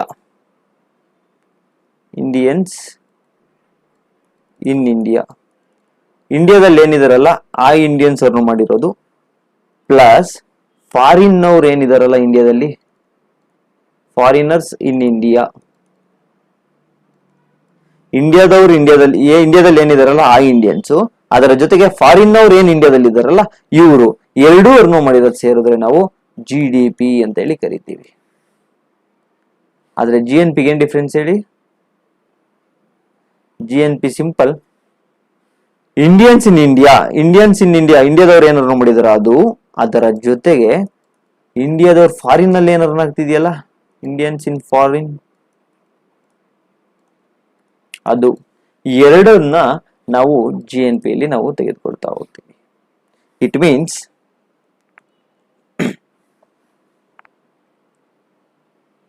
GDP ಅಂದ್ರೆ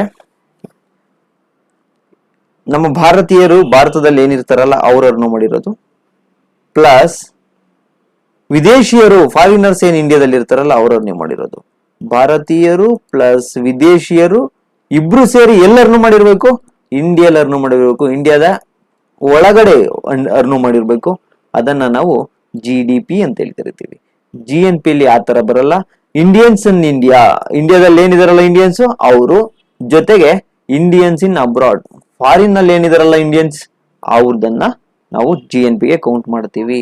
ಈಗ ನೀವ್ ಹೇಳಿ, GDP ಇಲ್ಲಿ ಇನ್ನೂ ಒಂದು ಎಕ್ಸಾಂಪಲ್ ತಗೋಣ, ಅವಾಗ ನಿಮಗೆ ಇದ್ರ ಬಗ್ಗೆ ಕ್ಲಾರಿಟಿ ಸಿಗ್ತಾ ಹೋಗುತ್ತೆ.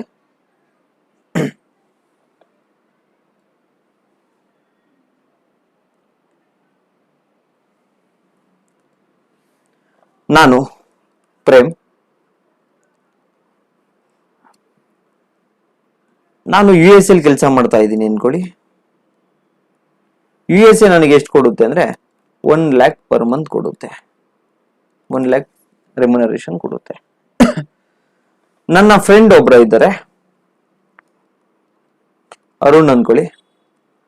ಅವನು ಎಲ್ಲ ವರ್ಕ್ ಮಾಡ್ತಾವನೆ ಅಂದ್ರೆ ಇಂಡಿಯಾಲಿ ವರ್ಕ್ ಮಾಡ್ತಾವನೆ. ಇವನ್ಗೆ ಎಷ್ಟು ಕೊಡ್ತಾವ್ರೆ ಅಂದ್ರೆ 50,000 ಕೊಡ್ತಾವ್ರೆ. ಈಗ ನಾನು ಕೂಡ US ಅಲ್ಲಿ ಅರ್ನ್ ಮಾಡ್ತಿದ್ರು ಕೂಡ ನಾನು ಇಂಡಿಯಾಗ ಅಮೌಂಟ್ ಅನ್ನ ತಗೊಂಡ್ಬರ್ತೀನಿ. ಆದ್ರಿಂದ ನಾನು ಇಂಡಿಯನ್ಸ್ ಆಗಿರೋದ್ರಿಂದ ನಮ್ಮ GDP ಗೆ ಏನ್ ಮಾಡ್ತೀವಿ ಅಂದ್ರೆ, ಅರುಣ್ ಇಂಡಿಯಾದಲ್ಲಿ ಅರ್ನ್ ಮಾಡ್ತಾ ಇರ್ಬೋದು, ಅರುಣ್ದು ಸೇರಿಸ್ಕೋತೀವಿ 50,000 ಅನ್ನ. ಜೊತೆಗೆ ನಾನು US ಅಲ್ಲಿ ಅರ್ನ್ ಮಾಡ್ತಿದ್ರು ಕೂಡ ನಾನು ಇಂಡಿಯನ್, ನಾನು ಕೂಡ ಭಾರತೀಯ, ಆದ್ರಿಂದ ನಂದನ್ನು ಕೂಡ ನನ್ನ ಒಂದು ರೆಮ್ಯುನರೇಷನ್ ಕೂಡ ಆಡ್ ಮಾಡ್ಕೊಡ್ತೀವಿ. ಅಲ್ಲಿಗೆ ಇಂಡಿಯಾದ GNP ಗ್ರಾಸ್ ನ್ಯಾಷನಲ್ ಪ್ರಾಡಕ್ಟ್ ಎಷ್ಟು ಅಂದ್ರೆ 1,50,000. ಅದೇ ನೀವು GDP ಅಲ್ಲಿ ನಾನು US ಅಲ್ಲಿ ಅರ್ನ್ ಮಾಡ್ತಿದ್ದೀನಾ ತೆಗೆದುಕೊಳ್ಳುವುದಿಲ್ಲ. ಯಾಕೆ ಅಂದ್ರೆ GDP ಅಂದ್ರೆ ಒಂದು ದೇಶದ ಗಡಿ ಒಳಗಡೆ ಆಗ್ಬೇಕು. ನಾನೆಲ್ಲ ಅರ್ನ್ ಮಾಡ್ತಾ ಇದ್ದೀನಿ, USA ಅಲ್ಲಿ ಅರ್ನ್ ಮಾಡ್ತಾ ಇದ್ದೀನಿ. ಸೊ GDP ಅಂತ ಬಂದಾಗ ಇದು USA ಗಡಿ ಒಳಗಡೆ ಆಗಿರುತ್ತೆ, ಸೊ USA ಗೆ ಹೋಗುತ್ತೆ. ಅದೇ GNP ಅಂತ ಬಂದಾಗ ನಾನು ಕೂಡ ಇಂಡಿಯನ್, ಅರುಣ್ ಕೂಡ ಇಂಡಿಯನ್, ನಾನು ಫಾರಿನ್ ನಲ್ಲಿ ಅರ್ನ್ ಮಾಡ್ತಾ ಇರ್ಬೋದು, ಅರುಣ್ ಇಂಡಿಯಾದಲ್ಲೇ ಅರ್ನ್ ಮಾಡ್ತಾ ಇರ್ಬೋದು. ಬಟ್ ಫಾರಿನ್ ಇಂಡಿಯಾ ಅದೇನು ಕನ್ಸಿಡರ್ ಆಗಲ್ಲ. ಯಾರು ಅರ್ನ್ ಮಾಡಿದ್ದಾರೆ? ಯಾರು ಅರ್ನ್ ಮಾಡಿರೋದು? ಇಂಡಿಯನ್ಸ್. ಆದ್ರಿಂದ GNP ಅಲ್ಲಿ ತೆಗೆದುಕೊಳ್ತೀವಿ. ನೀವು ಸಿಂಪಲ್ ಆಗಿ ನೆನ್ಪಿಟ್ಕೋಬೇಕಾಗಿರೋದು ಇಷ್ಟೇ. GDP ಅಂತ ಬಂದಿದೆ ಅಂದ್ರೆ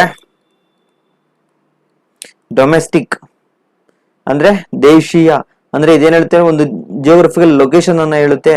ನೀವು ವೇರ್ ಅಂತ ನೆನ್ಪಿಟ್ಕೊಳ್ಳಿ.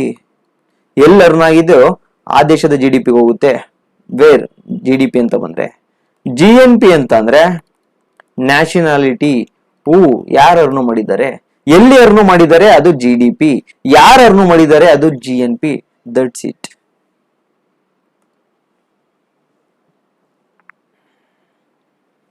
ಈಗ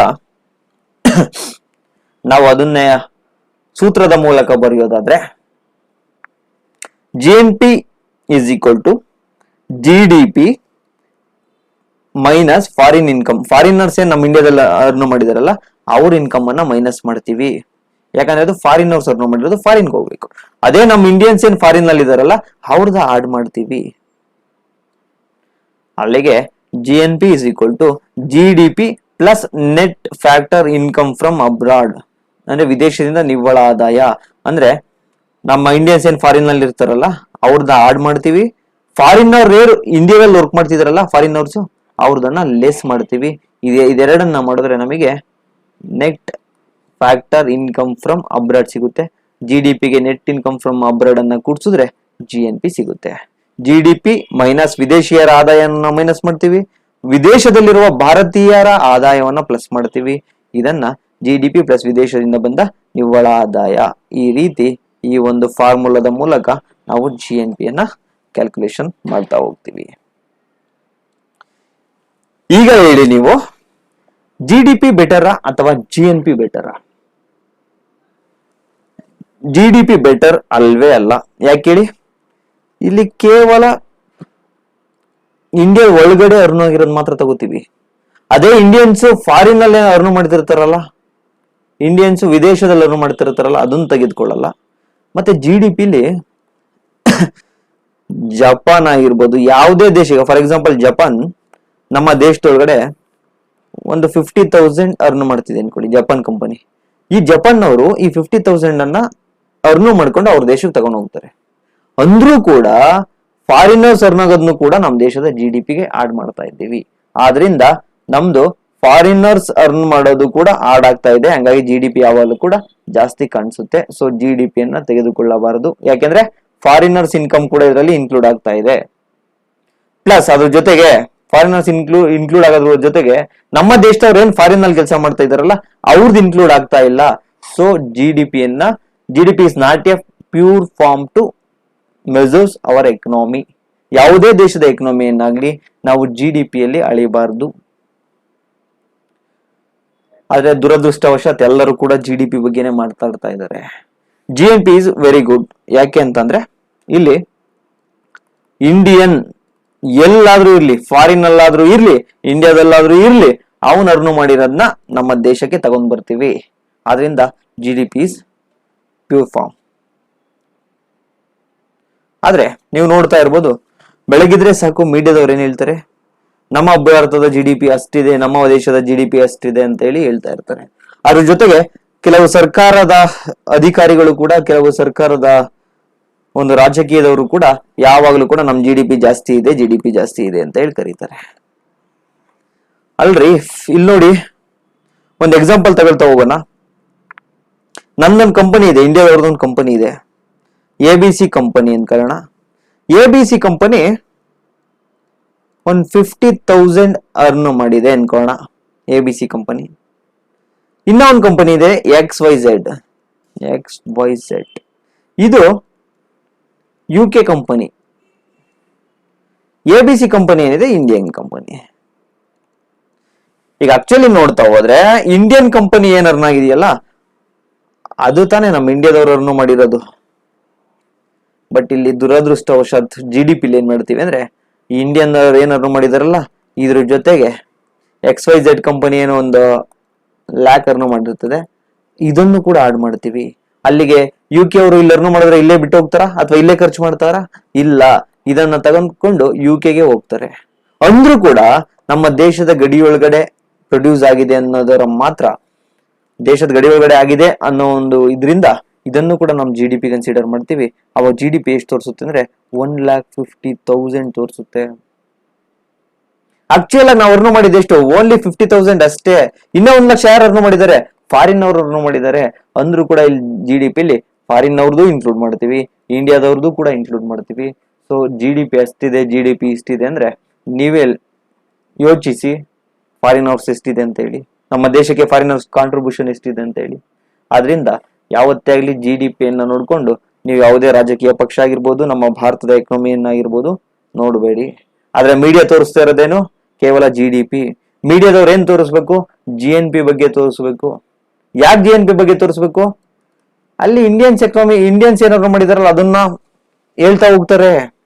ಇಂಡಿಯನ್ಸ್ ಫಾರಿನ್ ನಲ್ಲಾದ್ರೂ ಇರ್ಲಿ, ಇಂಡಿಯಾದಲ್ಲಾಗಿರ್ಲಿ, ಬಟ್ ಇಂಡಿಯನ್ ಅರ್ನ್ ಮಾಡಿ ತೋರಿಸುತ್ತಾರೆ. ಇಲ್ಲಿ ಫಾರಿನ್ ಅವರ್ಸ್ ಇನ್ಕಮ್ ಇನ್ಕ್ಲೂಡ್ ಆಗಲ್ಲ. ಅವಾಗ ನಮ್ಮ ಇಂಡಿಯಾದವ್ರದ್ದು ಏನ್ ಇರುತ್ತಲ್ಲ ಅದು ಮಾತ್ರ ತೋರಿಸುತ್ತೆ. ಸೊ GNPಯನ್ನ ಕೇಳಬೇಕು ನೀವು. ನೆಕ್ಸ್ಟ್ GNP ಆಯ್ತು. ಇವಾಗ NNP ಅನ್ನ ನೋಡ್ತಾ ಹೋಗೋಣ. NNP ಅಂದ್ರೆ ಸಿಂಪಲ್, ನೆಟ್ ನ್ಯಾಷನಲ್ ಪ್ರಾಡಕ್ಟ್. ನೀವು ಯಾವುದೇ ನೆಟ್ ಅಂತ ಬಂದಿದೆ ಅಂತ ಅಂದ್ರೆ ಅಕ್ಯುರೇಟ್ ಅಂತ ಹೇಳಿ ಅರ್ಥ ಆಗಿರೋದು. ಈಗ ಫಾರ್ ಎಕ್ಸಾಂಪಲ್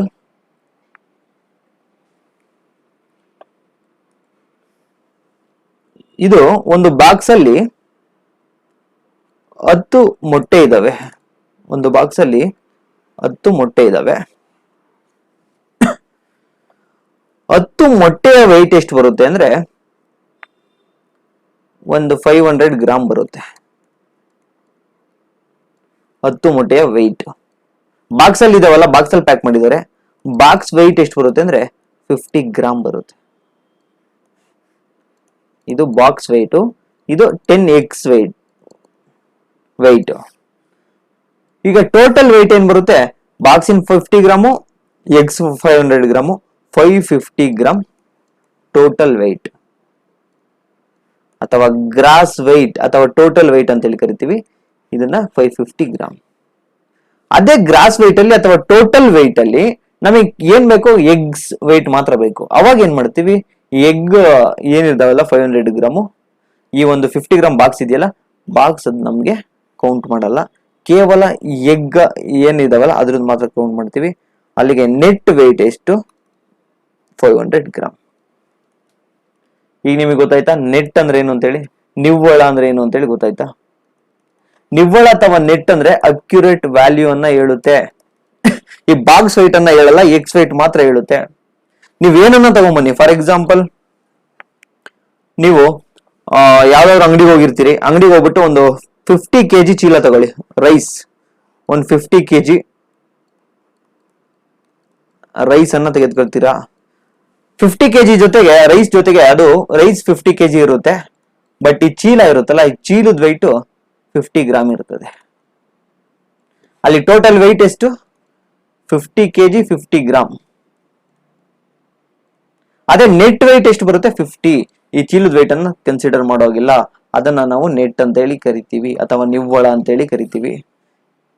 ಇದೇ ತರ ನಿವ್ವಳ ರಾಷ್ಟ್ರೀಯ ಆದಾಯ ಅಂತ ಬಂದ್ರೆ GNP, ನಾವೇನ್ ಹೇಳಿದ್ವಲ್ಲ, ಇಂಡಿಯಾದಲ್ಲಾಗಿರ್ಬೋದು ಫಾರಿನ್ ಅಲ್ಲಾಗಿರ್ಬೋದು ಇಂಡಿಯನ್ಸ್ ಅರ್ನು ಮಾಡಿರೋದು, ಅದನ್ನ GNP ಅಂತ ಹೇಳಿ ಕರಿತೀವಿ. ಆ GNP ಇಲ್ಲಿ ಇಂಡಿಯನ್ಸ್ ಅರ್ನು ಮಾಡಿದ್ದಾರೆ ಅಂದ್ರೆ ನಿಮ್ಗೆ ಅಲ್ಲಿ ಯಾವ ಪ್ರಾಡಕ್ಟ್ ಅನ್ನ ಅರ್ನ್ ಆಗ್ಲಿ, ಬಿಲ್ಡಿಂಗ್ ವ್ಯಾಲ್ಯೂ ಕಡಿಮೆ ಆಗಿರುತ್ತಾ ಅದನ್ನ ಯೂಸ್ ಮಾಡ್ಕೊಂಡಿರ್ತೀವ, ಅಲ್ಲಿ ಮಿಷಿನರಿ ಯೂಸ್ ಮಾಡ್ಕೊಂಡಿರ್ತೀವ, ಅಲ್ಲಿ ಏನಿರ್ತಕ್ಕಂತಹ ಕೆಲವು ಫಿಕ್ಸ್ಡ್ ಅಸೆಟ್ ಅನ್ನ ಯೂಸ್ ಮಾಡ್ಕೊಂಡಿರ್ತೀವ, ಎಲ್ಲವೂ ಕೂಡ ಯೂಸ್ ಆಗಿರುತ್ತೆ. ಸೊ ಅದ್ರ ತನ್ನ ವ್ಯಾಲ್ಯೂ ಅನ್ನ ಕಳ್ಕೊಂಡಿರುತ್ತೆ. ಆ ಏನ್ ವ್ಯಾಲ್ಯೂ ಕಳ್ಕೊಂಡಿರುತ್ತಲ್ಲ ಅದನ್ನ ನಾವು ಲೆಸ್ ಮಾಡ್ತೀವಿ. ಅಲ್ಲಿಗೆ NNP, net national product is equal to GNP minus depreciation. ಈಗ ಟೋಟಲ್ ನಾವು GNP ಎಷ್ಟು ಇದ್ ಮಾಡಿದೀವಪ್ಪ ಅಂದ್ರೆ ಇಲ್ಲಿ ನೋಡ್ತಾ ಬನ್ನಿ ಒಂದು ಎಕ್ಸಾಂಪಲ್ ಅನ್ನ. ಇಂಡಿಯಾ ಒಳಗಡೆ ಒಂದು 1000 ಅನ್ನ ನಾವು ಅರ್ನ್ ಮಾಡಿರ್ತೀವಿ. USA ಅಲ್ಲಿ ನಮ್ಮ ಇಂಡಿಯನ್ಸ್ ಅಲ್ಲೋಗಿರ್ತಾರೆ ಅಲ್ಲಿ ಕೆಲಸ ಮಾಡೋಕೆ, ಅಲ್ಲೊಂದು 200 ಅರ್ನ್ ಮಾಡಿರ್ತಾರೆ. UK ಹೋಗಿರ್ತಾರೆ, ಅಲ್ಲೊಂದು 100 ಅನ್ನ ಅರ್ನ್ ಮಾಡಿರ್ತಾರೆ. ಟೋಟಲ್ ಎಷ್ಟಾರು ಇಂಡಿಯನ್ಸ್ ಅರ್ನ್ ಮಾಡಿರೋದು, ಇಂಡಿಯಾದಲ್ಲಿ ಅರ್ನ್ ಮಾಡಿರೋದು 1000, USA ಅಲ್ಲಿ ಅರ್ನ್ ಮಾಡಿರೋದು 200, UK ಅಲ್ಲಿ ಅರ್ನ್ ಮಾಡಿರೋದು 100. ಟೋಟಲ್ ಇಂಡಿಯನ್ಸ್ ಎಷ್ಟು ಅರ್ನ್ ಮಾಡಿದ್ದಾರೆ ಅಂದ್ರೆ 1300. ಈ 1300 ಏನಿದೆ ಅದು GNP. ಅದೇ ಈ ತರ ಎಲ್ಲ ಅರ್ನ್ ಮಾಡ್ಬೇಕಾದ್ರೆ ನಾವು ಫ್ಯಾಕ್ಟ್ರಿ ಅದು ವ್ಯಾಲ್ಯೂ ಅನ್ನು ಕಳ್ಕೊಳ್ಳುತ್ತೆ, ಅಲ್ಲಿರ್ತಕ್ಕಂಥ ಬಿಲ್ಡಿಂಗ್ ವ್ಯಾಲ್ಯೂ ಅನ್ನು ಕಳ್ಕೊಳ್ಳುತ್ತೆ, ಅಲ್ಲಿರೋ ಮಷಿನರಿ ವ್ಯಾಲ್ಯೂ ಅನ್ನು ಕಳ್ಕೊಳ್ಳುತ್ತೆ. ಆತರ ಡಿಪ್ರಿಸಿಯೇಷನ್ ಎಷ್ಟು ಕಳ್ಕೊಂಡಿದ್ದೇವೆ ಅಂದ್ರೆ ಒಂದು 200 ನಾವು ಆತರ ಸವಕಳಿ ವೆಚ್ಚವನ್ನ ಮಾಡಿರ್ತೀವಿ. ಆದ್ರಿಂದ ಆ 1300 ಅಲ್ಲಿ ಇದೇನ್ ನಾವು ವೆಚ್ಚ ಮಾಡಿರ್ತೀವಲ್ಲ, ಈ ಸವಕಳಿ ಏನ್ ನಾವು ಮಾಡ್ಕೊಂಡಿರ್ತೀವಲ್ಲ ಅದನ್ನ ಲೆಸ್ ಮಾಡಿ 1100. ಇದು net national product. Net national product ಅಂದ್ರೆ ಸಿಂಪಲ್, ಒಟ್ಟು ರಾಷ್ಟ್ರೀಯ ಉತ್ಪನ್ನದಲ್ಲಿ ಸವಕಳಿಯನ್ನ ಕಳಿತಕ್ಕಂಥದ್ದು, ಲೆಸ್ ಮಾಡ್ತಕ್ಕಂಥದ್ದು. ನಿವ್ವಳ ರಾಷ್ಟ್ರೀಯ ಉತ್ಪನ್ನ ಇಸ್ ಈಕ್ವಲ್ ಟು ಒಟ್ಟು ರಾಷ್ಟ್ರೀಯ ಉತ್ಪನ್ನ ಮೈನಸ್ ಸವಕಳಿ. NNP is equal to GNP minus depreciation.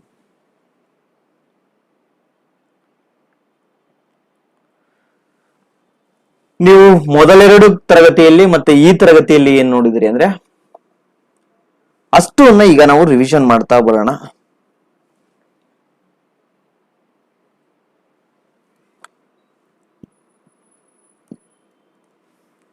First ಏನ್ ನೋಡಿದ್ವಿ, GDP ಅನ್ನ ನೋಡಿದ್ವಿ.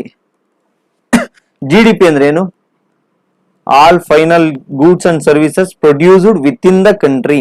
ಎಲ್ಲಾ ಸರಕು ಮತ್ತು ಸೇವೆಗಳು ನಮ್ಮ ಭಾರತದ ಗಡಿಯೊಳಗಡೆ ಏನಾಗುತ್ತಲ್ಲ, ಆ ಭಾರತದ ಗಡಿಯೊಳಗಡೆ ಪ್ರೊಡ್ಯೂಸ್ ಆಗ್ತಕ್ಕಂಥದ್ದು ಎಲ್ಲವನ್ನು ನಾವು GDP ಅಂತ ಹೇಳಿ ಕರೆದ್ವಿ. ಅದೆಲ್ಲ ಆಗಿರ್ಬೋದು ಭಾರತದ ಗಡಿಯೊಳಗಡೆ ಆಗಿರ್ಬೇಕು, ಅದು GDP. ಆಮೇಲೆ ನೋಡಿದ್ವಿ NDP ಅನ್ನ ನೋಡಿದ್ವಿ, ಅಂದ್ರೆ ನೆಟ್ ಡೊಮೆಸ್ಟಿಕ್ ಪ್ರಾಡಕ್ಟ್, ನಿವ್ವಳ ದೇಶೀಯ ಉತ್ಪನ್ನ. ಅಲ್ಲೇನ್ ಮಾಡಿದ್ವಿ, ಸಿಂಪಲ್ ಏನು ಇಲ್ಲ, GDP ಇಲ್ಲಿ ಸವಕಳಿ ಏನಾಗಿರುತ್ತಲ್ಲ ಡಿಪ್ರಿಸಿಯೇಷನ್, ಅದನ್ನ ಲೆಸ್ ಮಾಡಿದ್ವಿ, NDP ಬಂತು. ನೆಕ್ಸ್ಟ್ ಇನ್ನೇನ್ ನೋಡಿದ್ವಿ, GNP ಅನ್ನ ನೋಡಿದ್ವಿ. GNP ಏನ್ ಹೇಳುತ್ತೆ, ಇಂಡಿಯನ್ಸ್ ಅರ್ನು ಮಾಡಿರೋದನ್ನ ಹೇಳುತ್ತೆ. ಇಂಡಿಯನ್ಸ್ ಅರ್ನು ಮಾಡಿರ್ಬೇಕು, ಎಲ್ಲರ್ನು ಮಾಡಿರ್ತಾರೆ, ಇಂಡಿಯನ್ಸ್ ಇಂಡಿಯಾದಲ್ಲಿ ಅರ್ನು ಮಾಡಿರ್ತಾರೆ, ಅಥವಾ ಇಂಡಿಯನ್ಸ್ ಫಾರಿನ್ಗೆ ಹೋಗಿ ಅರ್ನು ಮಾಡಿರ್ತಾರೆ. ಫಾರಿನ್ ಅಲ್ಲಾದ್ರೂ ಮಾಡ್ಲಿ, ಇಂಡಿಯಾದಲ್ಲಾದ್ರೂ ಮಾಡ್ಲಿ, ಯಾರು ಮಾಡಿರ್ತಾರೆ, ಹೂ ಇಂಡಿಯನ್ಸ್ ಮಾಡಿದ್ದಾನ, GNP ಗ್ರಾಸ್ ನ್ಯಾಷನಲ್ ಪ್ರಾಡಕ್ಟ್. ಆಮೇಲೆ ನೆಟ್ ನ್ಯಾಷನಲ್ ಪ್ರಾಡಕ್ಟ್, ನಿವ್ವಳ ರಾಷ್ಟ್ರೀಯ ಉತ್ಪನ್ನ ಅಂತ ಬಂದ್ರೆ ಈ GNP ಇಲ್ಲಿ ಡಿಪ್ರಿಸಿಯೇಷನ್ ಅನ್ನ ಲೆಸ್ ಮಾಡಿದ್ರೆ NNP ಬರ್ತದೆ. ಈಗ ನೀವ್ ಹೇಳಿ ನನಗೆ, ಇಷ್ಟು ಕಾನ್ಸೆಪ್ಟ್ ಅನ್ನ ನೋಡಿದೀವಲ್ವಾ, ಇದಿಷ್ಟು ಕಾನ್ಸೆಪ್ಟ್ ಅಲ್ಲಿ ಯಾವ ಕಾನ್ಸೆಪ್ಟ್ ಬೆಟರ್, ಅಂದ್ರೆ ನಮ್ಮ ಭಾರತದಾಗಿರ್ಬೋದು ಯಾವ ದೇಶದಾಗಿರ್ಬೋದು ಎಕನಾಮಿನ ತಿಳ್ಕೊಳಕ್ಕೆ ಯಾವ ಕಾನ್ಸೆಪ್ಟ್ ಬೆಟರ್ ಅಂದ್ರೆ NNP ಬೆಟರ್. ಯಾಕೆ NNP ಬೆಟರ್ ಅಂದ್ರೆ ಇಲ್ಲಿ GNP ಇನ್ಕ್ಲೂಡ್ ಆಗಿರುತ್ತೆ. GNP ಅಂದ್ರೆ ಏನು, ಇಂಡಿಯಾದಲ್ಲಿ ಏನಾರು ಮಾಡಿದ್ದಾರೆ ಇಂಡಿಯನ್ಸ್, ಅದು ಫಾರಿನ್ಗೆ ಹೋಗಿ ಇಂಡಿಯನ್ಸ್ ಏನಾರು ಮಾಡಿದಾರಲ್ಲ ಇದು, ಒಟ್ಟು ನಮ್ಮ ಭಾರತೀಯರನ್ನು ಮಾಡಿರೋದನ್ನ GNP ಹೇಳುತ್ತೆ. ಅಲ್ಲಿ ಈ ಅರ್ನು ಮಾಡ್ಬೇಕಾದ್ರೆ ಸವಕಳಿ ಹಾಗೆ ಆಗಿರುತ್ತೆ, ಡಿಪ್ರಿಸಿಯೇಷನ್ ಹಾಗೆ ಆಗಿರುತ್ತೆ. ಆ ಡಿಪ್ರಿಸಿಯೇಷನ್ ನ ಲೆಸ್ ಮಾಡ್ತೀವಿ, ಅಲ್ಲಿಗೆ ನಮಗೆ ಅಕ್ಯುರೇಟ್ ಆಗಿ ನಮಗೆ ಎಷ್ಟು ಅರ್ನು ಮಾಡಿದೀವಿ ಅನ್ನೋದು ಸಿಗುತ್ತೆ. ಆದ್ರಿಂದ ನಿಮಗೆ ಎಕ್ಸಾಮ್ ಅಲ್ಲಿ GDP, NDP, GNP, NNP ಯಾವುದು ನಮ್ಮ ಎಕನಾಮಿಯ ಬಗ್ಗೆ ನಿಖರವಾದಂತಹ ಒಂದು ಮೆಜರ್ ಅನ್ನ ಕೊಡುತ್ತೆ ಅಥವಾ ಎಕನಾಮಿ ಬಗ್ಗೆ ತಿಳಿಸುತ್ತೆ ಅಂತ ಕೇಳಿದ್ರೆ ಅದು NNP. ಈಗ GDP ಅಷ್ಟು ಕಾನ್ಸೆಪ್ಟ್ಗಳಾಯ್ತು. ಪರ್ ಕ್ಯಾಪಿಟಲ್ ಇನ್ಕಮ್ ಅನ್ನ ನೋಡ್ತಾ ಹೋಗೋಣ. ತಲಾ ಆದಾಯ.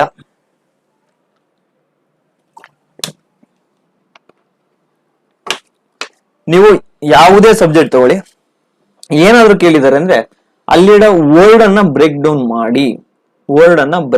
ಮಾಡಿ, ಇದು ವರ್ಡ್ ಬ್ರೇಕ್ ಡೌನ್ ಟೆಕ್ನಿಕ್ ಅಂತ ಹೇಳಿ ಕರಿತೀವಿ. ತಲಾ ಆದಾಯ. ಆದಾಯ ಅಂದ್ರೆ ಗೊತ್ತು, ಇನ್ಕಮ್. ತಲಾ ಆದಾಯ, ಒಂದ್ ತಲೆಗೆ ಎಷ್ಟು ಬರ್ತದೆ, ನಮ್ಮ ಭಾರತದಲ್ಲಿ ಅಷ್ಟೊಂದು ಜನಸಂಖ್ಯೆ ಇದ್ರಲ್ಲ, ಒಂದ್ ತಲೆಗೆ ಎಷ್ಟೆಷ್ಟು ಇನ್ಕಮ್ ಬರ್ತದೆ ಅಂತಕ್ಕಂಥದ್ದೇ ತಲಾ ಆದಾಯ. ಇನ್ನ ಅರ್ಥ ಆಗಿಲ್ಲ ಅಂದ್ರೆ ಸಿಂಪಲ್, ಇಲ್ಲಿ 1 kg ಕೇಕ್ ಇದೆ, 1 kg ಕೇಕ್ ತಗೊಂಡ್ಬಂದಿದೀವಿ. ನಾವು ಫ್ರೆಂಡ್ಸ್ ಎಷ್ಟು ಜನ ಇದೀವಿ ಅಂದ್ರೆ, ನಾವು ಟೋಟಲ್ ಫ್ರೆಂಡ್ಸ್ ಎಷ್ಟು ಜನ ಇದೀವಿ ಅಂದ್ರೆ 10 ಜನ ಇದೀವಿ. 10 ಜನಕ್ಕೆ 1 kg ಕೇಕ್ ಮಾತ್ರ ಇದೆ. 1 kg ಕೇಕ್ ಅನ್ನ 10 ಜನಕ್ಕೆ ನೀವೇನಾದ್ರೂ ಕೊಡೋದೇ ಆದ್ರೆ ಎಷ್ಟೆಷ್ಟು ಕೊಡ್ಬೋದು, 1 kg ಅಂದ್ರೆ 1000 ಗ್ರಾಮು. 10 ಜನ ಕೊಡ್ಬೇಕು ಅಂದ್ರೆ ಡಿವೈಡ್ ಮಾಡಿ 100 ಗ್ರಾಮ್ ಅನ್ನ ಒಬ್ರಿಗೆ ಕೊಡ್ಬೋದು. ಅದೇ ತರ ಒಬ್ಬನಿಗೆ ಎಷ್ಟು ಸಿಗುತ್ತೋ ಇನ್ಕಮ್ ಅದನ್ನ ಪರ್ ಕ್ಯಾಪಿಟಲ್ ಇನ್ಕಮ್ ಅಂತ ಹೇಳಿ ಕರಿತೀವಿ. ಇನ್ನೊಂದು ನೋಡಿದ್ರೆ 1 ಮೈಸೂರು ಪಾಕ್ ಇದೆ ಅನ್ಕೊಳ್ಳಿ, 1 ಮೈಸೂರು ಪಾಕ್ ಇದೆ, ಬಟ್ ಒಂದ್ 3 ಜನ ಇದ್ದಾರೆ ಹುಡುಗರು. 1 ಮೈಸೂರು ಪಾಕ್ ಅನ್ನ ಸಮನಾಗಿ ಹಂಚಿದ್ರೆ ಎಷ್ಟಾಗುತ್ತೆ, 3 ಪೀಸ್ ಆಗುತ್ತೆ. 3 ಪೀಸ್ ಮಾಡಿ ಕೊಡ್ತೀವಿ. ಈ ಒಂದು ಪೀಸ್ ಏನಿದೆಯಲ್ಲ, ಈ ಒಂದು ಪೀಸ್ ಅನ್ನ ತಲಾ ಆದಾಯ ಅಂತ ಹೇಳಿ ಕರಿತೀವಿ. ಇಲ್ಲಿ 100 ಗ್ರಾಮ್ ಏನಿದೆಯಲ್ಲ 1 kg ಇಲ್ಲಿ, ಅದನ್ನ ತಲಾ ಆದಾಯ ಅಂತ ಹೇಳಿ ಕರಿತೀವಿ. ಸಿಂಪಲ್. ತಲಾ ಆದಾಯ ಅಥವಾ ಪರ್ ಕ್ಯಾಪಿಟಾ ಇನ್ಕಮ್ ಅಂದ್ರೆ the amount of the money earned by individuals in a nation or geographical area. ಒಂದು ದೇಶದ ಒಳಗಿರ್ತಕ್ಕಂತಹ ಯಾವುದೇ ಒಬ್ಬ ವ್ಯಕ್ತಿ ಏನ್ ಅರ್ನು ಮಾಡಿದನಲ್ಲ ಅದನ್ನ ನಾವು ಪರ್ ಕ್ಯಾಪಿಟಲ್ ಇನ್ಕಮ್ ಅಂತ ಹೇಳಿ ಕರಿತೀವಿ. ಫಾರ್ ಎಕ್ಸಾಂಪಲ್, ಇಲ್ಲಿ ನೋಡ್ತಾ ಬನ್ನಿ, ನಮ್ಮ ಭಾರತದಲ್ಲಿ ಕೇವಲ 10 ಜನ ಇದ್ದಾರೆ ಅನ್ಕೊಳ್ಳಿ. ಎಲ್ಲಿ, ನಮ್ಮ ಭಾರತದಲ್ಲಿ. ಇಂಡಿಯಾ ಟೋಟಲ್ GDP ಎಷ್ಟಿದೆ ಅಂದ್ರೆ, ಇಂಡಿಯಾದವ್ರು ಎಷ್ಟು ಅರ್ನು ಮಾಡಿದ್ದಾರೆ ಅಂದ್ರೆ 1000 ರೂಪಾಯಿ ಅರ್ನು ಮಾಡಿದ್ದಾರೆ ಅನ್ಕೊಳ್ಳಿ. ಈಗ ಒಬ್ಬ ಜನ ಎಷ್ಟು ಆದಾಯ ಸಿಗುತ್ತೆ, ಒಬ್ಬ ಜನಕ್ಕೆ ಒಬ್ಬನಿಗೆ ಎಷ್ಟು ಆದಾಯ ಸಿಗುತ್ತೋ ಅದನ್ನೇ ನಾವು ತಲಾದಾಯ ಅಂತ ಹೇಳಿ ಕರಿತೀವಿ. ಇಂಡಿಯನ್ಸ್ GDP ಎಷ್ಟಿದೆ? 1000 ಇದೆ. 1000 ರೂಪಾಯಿ ಅರ್ನ್ ಮಾಡಿದೀವಿ. 10 ಜನ ಇದ್ದಾರೆ. ಅಲ್ಲಿಗೆ ಒಬ್ಬನಿಗೆ ಎಷ್ಟು ಸಿಗುತ್ತೆ ಅಂದ್ರೆ ಒಬ್ಬ ಪರ್ಸನ್ ಎಷ್ಟು ಅರ್ನ್ ಮಾಡ್ತಾನೆ ಅಂದ್ರೆ 100 ರೂಪಾಯಿ ಅರ್ನ್ ಮಾಡ್ತಾನೆ. ಇದನ್ನೇ ನಾವು ತಲಾ ಆದಾಯ. ನಮ್ಮ ಭಾರತದಲ್ಲಿರೋ ಅಷ್ಟು ಜನರಿಗೆ ಎಷ್ಟು ಆದಾಯ ಸಿಗುತ್ತೋ ಅದನ್ನ ತಲಾ ಆದಾಯ ಅಂತೇಳಿ ಕರಿತಾ ಹೋಗ್ತೀವಿ. ಈಗ ನೋಡ್ತಾ ಬನ್ನಿ. 140 ಕೋಟಿ ನಮ್ ದೇಶ ಏನ್ ಅರ್ನ್ ಮಾಡಿದೆ? ಅದು 1000 ಅರ್ನ್ ಮಾಡಿದೆ. ಎಷ್ಟು ಜನ ಇದ್ದಾರೆ? 10 ಜನ ಇದ್ದಾರೆ. ಇದನ್ನ ಒಟ್ಟು ಆದಾಯದಿಂದ ಇದನ್ನ ಜನಗಳನ್ನ ಇದನ್ನ ಮಾಡಿದ್ರೆ ಭಾಗಕಾರವನ್ನು ಮಾಡಿದ್ರೆ ನಮಗೆ ತಲಾ ಆದಾಯ ಸಿಗುತ್ತೆ. ಇಲ್ಲಿ ನೋಡಿ, per capital income is equal to total income divided by population. ಇದು ನಮ್ಮ ಪರ್ ಕ್ಯಾಪಿಟಲ್ ಇನ್ಕಮ್ ಸಿಗುತ್ತೆ. ತಲಾದಾಯ ಸಿಗ್ಬೇಕು ಅಂದ್ರೆ ಒಟ್ಟು ರಾಷ್ಟ್ರೀಯ ಆದಾಯದಿಂದ ಜನಸಂಖ್ಯೆಯಿಂದ ಒಟ್ಟು ರಾಷ್ಟ್ರೀಯ ಆದಾಯವನ್ನ ನೀವು ಭಾಗಾಕಾರ ಮಾಡಿದ್ದೆ ಆದ್ರೆ, ಡಿವೈಡ್ ಮಾಡಿದ್ದೆ ಆದ್ರೆ ತಲಾದಾಯ ಸಿಗ್ತಾ ಹೋಗುತ್ತೆ.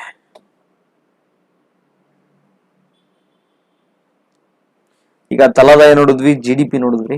ಇನ್ನೂ ಒಂದು ಕಾನ್ಸೆಪ್ಟ್ ಇದೆ ನಿಮ್ಗೆ, ರಿಯಲ್ GDP, ನಾಮಿನಲ್ GDP ಅಂತ ಹೇಳಿ, ನೈಜ ಮತ್ತೆ ನಾಮ ಮಾತ್ರ GDP ಅಂತ ಹೇಳಿ ಇದೆ. ನೈಜ GDP ಅಂದ್ರೆ ಏನು, ನಾಮ ಮಾತ್ರ GDP ಅಂದ್ರೆ ಏನು, ಈ ಕಾನ್ಸೆಪ್ಟ್ ಸ್ವಲ್ಪ ಇಂಪಾರ್ಟೆಂಟ್. ಈಗ ಒಂದು ಎಕ್ಸಾಂಪಲ್ ಅನ್ನ ನೋಡೋಣ. ಇಲ್ಲಿ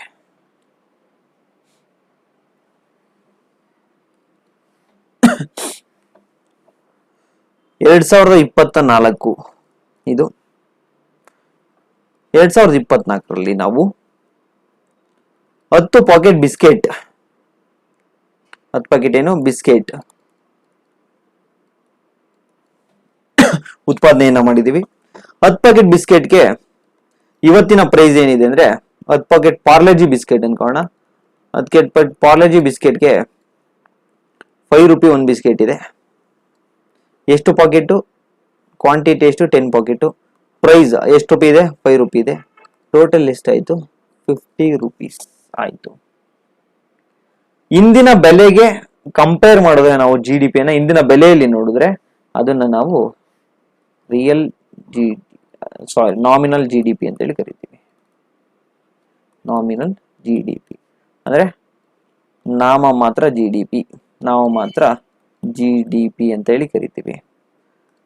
ಅಂದ್ರೆ 10 ಬಿಸ್ಕೆಟ್ ಅನ್ನು ನಾವು ಪ್ರೊಡ್ಯೂಸ್ ಮಾಡಿದೀವಿ. ಇವತ್ತಿನ ಬೆಲೆ ಎಷ್ಟಿದೆ ಅಂದ್ರೆ 5 ರೂಪಾಯಿ ಇದೆ. ಇವತ್ತಿನ ಬೆಲೆಯಲ್ಲಿ ನಾವು GDP ಅನ್ನ ಅಳೆದಿದ್ರೆ, ಪ್ರಸ್ತುತ ಬೆಲೆಯಲ್ಲಿ GDP ಅನ್ನ ಅಳಿದ್ರೆ ಅದು ನಾಮಿನಲ್ GDP ಅಂತ ಹೇಳಿ ಕರಿತೀವಿ, ಅಥವಾ ನಾಮ ಮಾತ್ರ GDP ಅಂತ ಹೇಳಿ ಕರಿತೀವಿ. ಅದೇ ಇವತ್ತು ನಾವು ಎಷ್ಟು ಪ್ರೊಡ್ಯೂಸ್ ಮಾಡ್ತಾ ಇದ್ದೀವಿ? ಬಿಸ್ಕೆಟ್ 10 ರೂಪಾಯಿ ಪ್ರೊಡ್ಯೂಸ್ ಮಾಡ್ತಾ ಇದ್ದೀವಿ. 10 ಕ್ವಾಂಟಿಟಿಯನ್ನ ಪ್ರೊಡ್ಯೂಸ್ ಮಾಡ್ತಾ ಇದ್ದೀವಿ ಬಿಸ್ಕೆಟ್ ಅನ್ನ. ಎಷ್ಟು ಪ್ರೈಸ್ ಇದೆ ಇವತ್ತಿಂದು? 5 ರೂಪಾಯಿ ಇದೆ. ಇವತ್ತಿನ ನಾವು ಮಾಡಿದ್ರೆ ನಾಮಿನಲ್. ಅದೇ ನಾನು 2011 and 12 ಅವಾಗ ಎಷ್ಟಿತ್ತು ಅಂದ್ರೆ 3 ರೂಪಾಯಿ ಇತ್ತು.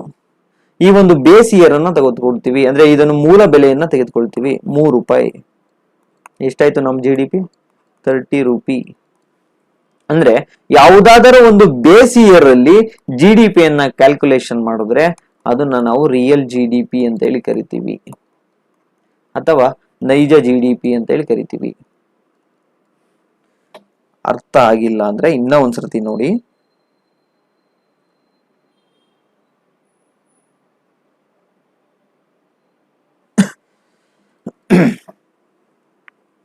ಈಗ ಈ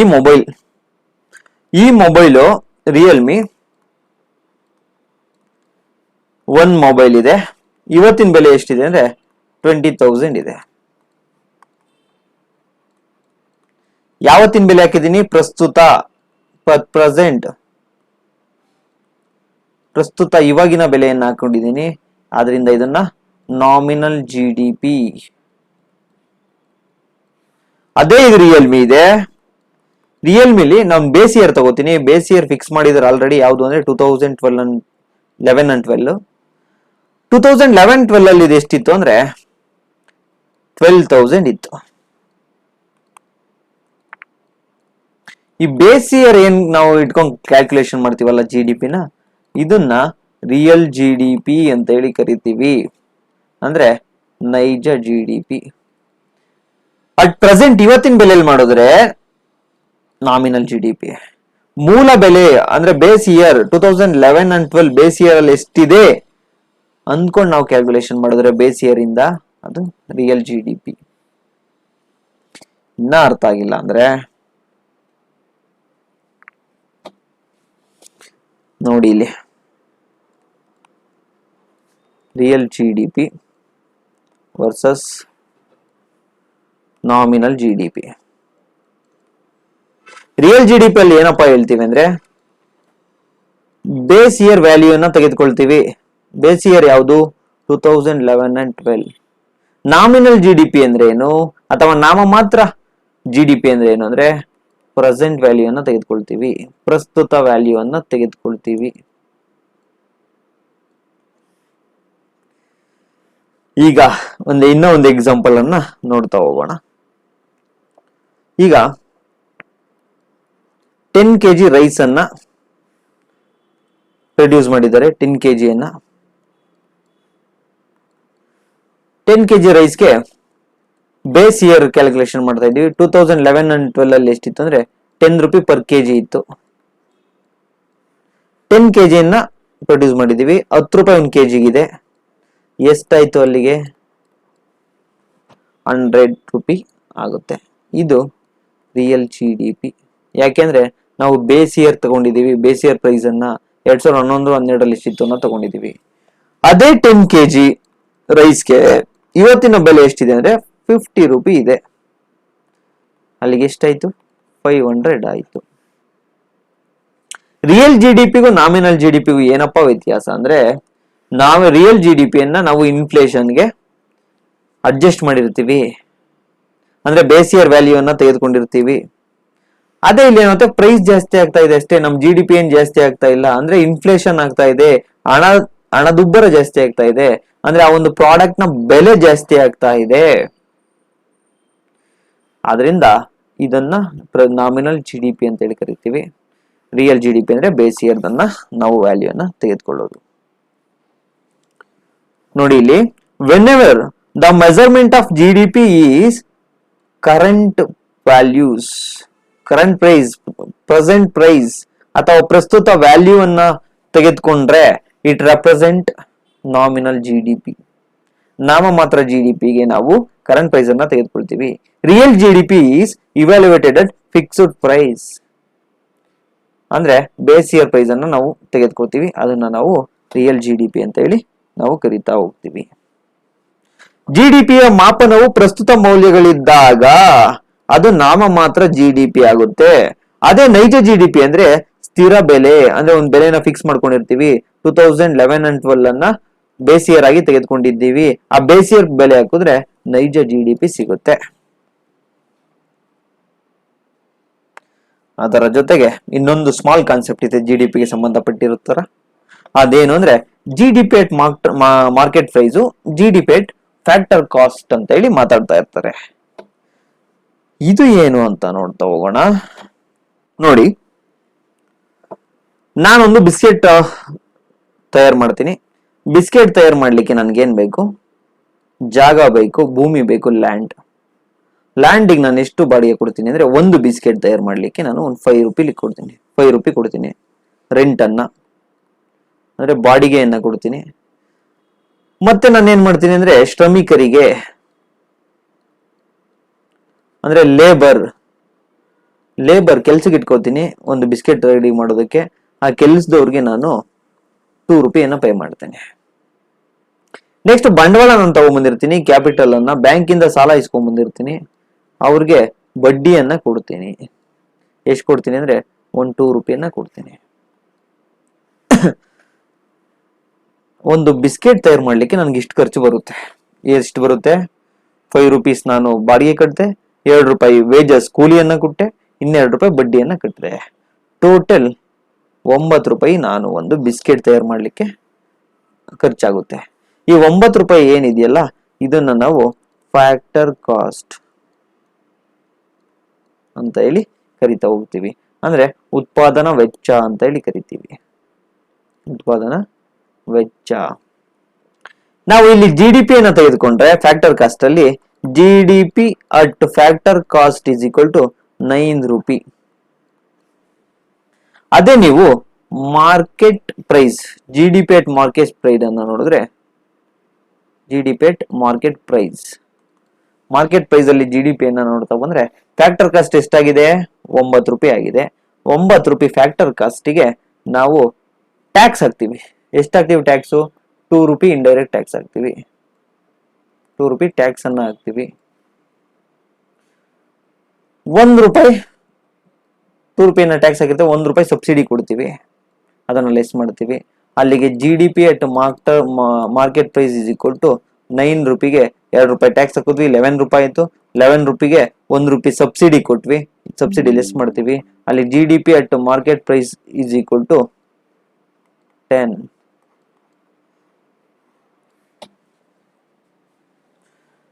ಅಂದ್ರೆ ಇಲ್ಲಿ ಇನ್ನೂ ಕೂಡ ಅರ್ಥ ಆಗಿಲ್ಲ ಅಂತ ಅಂದ್ರೆ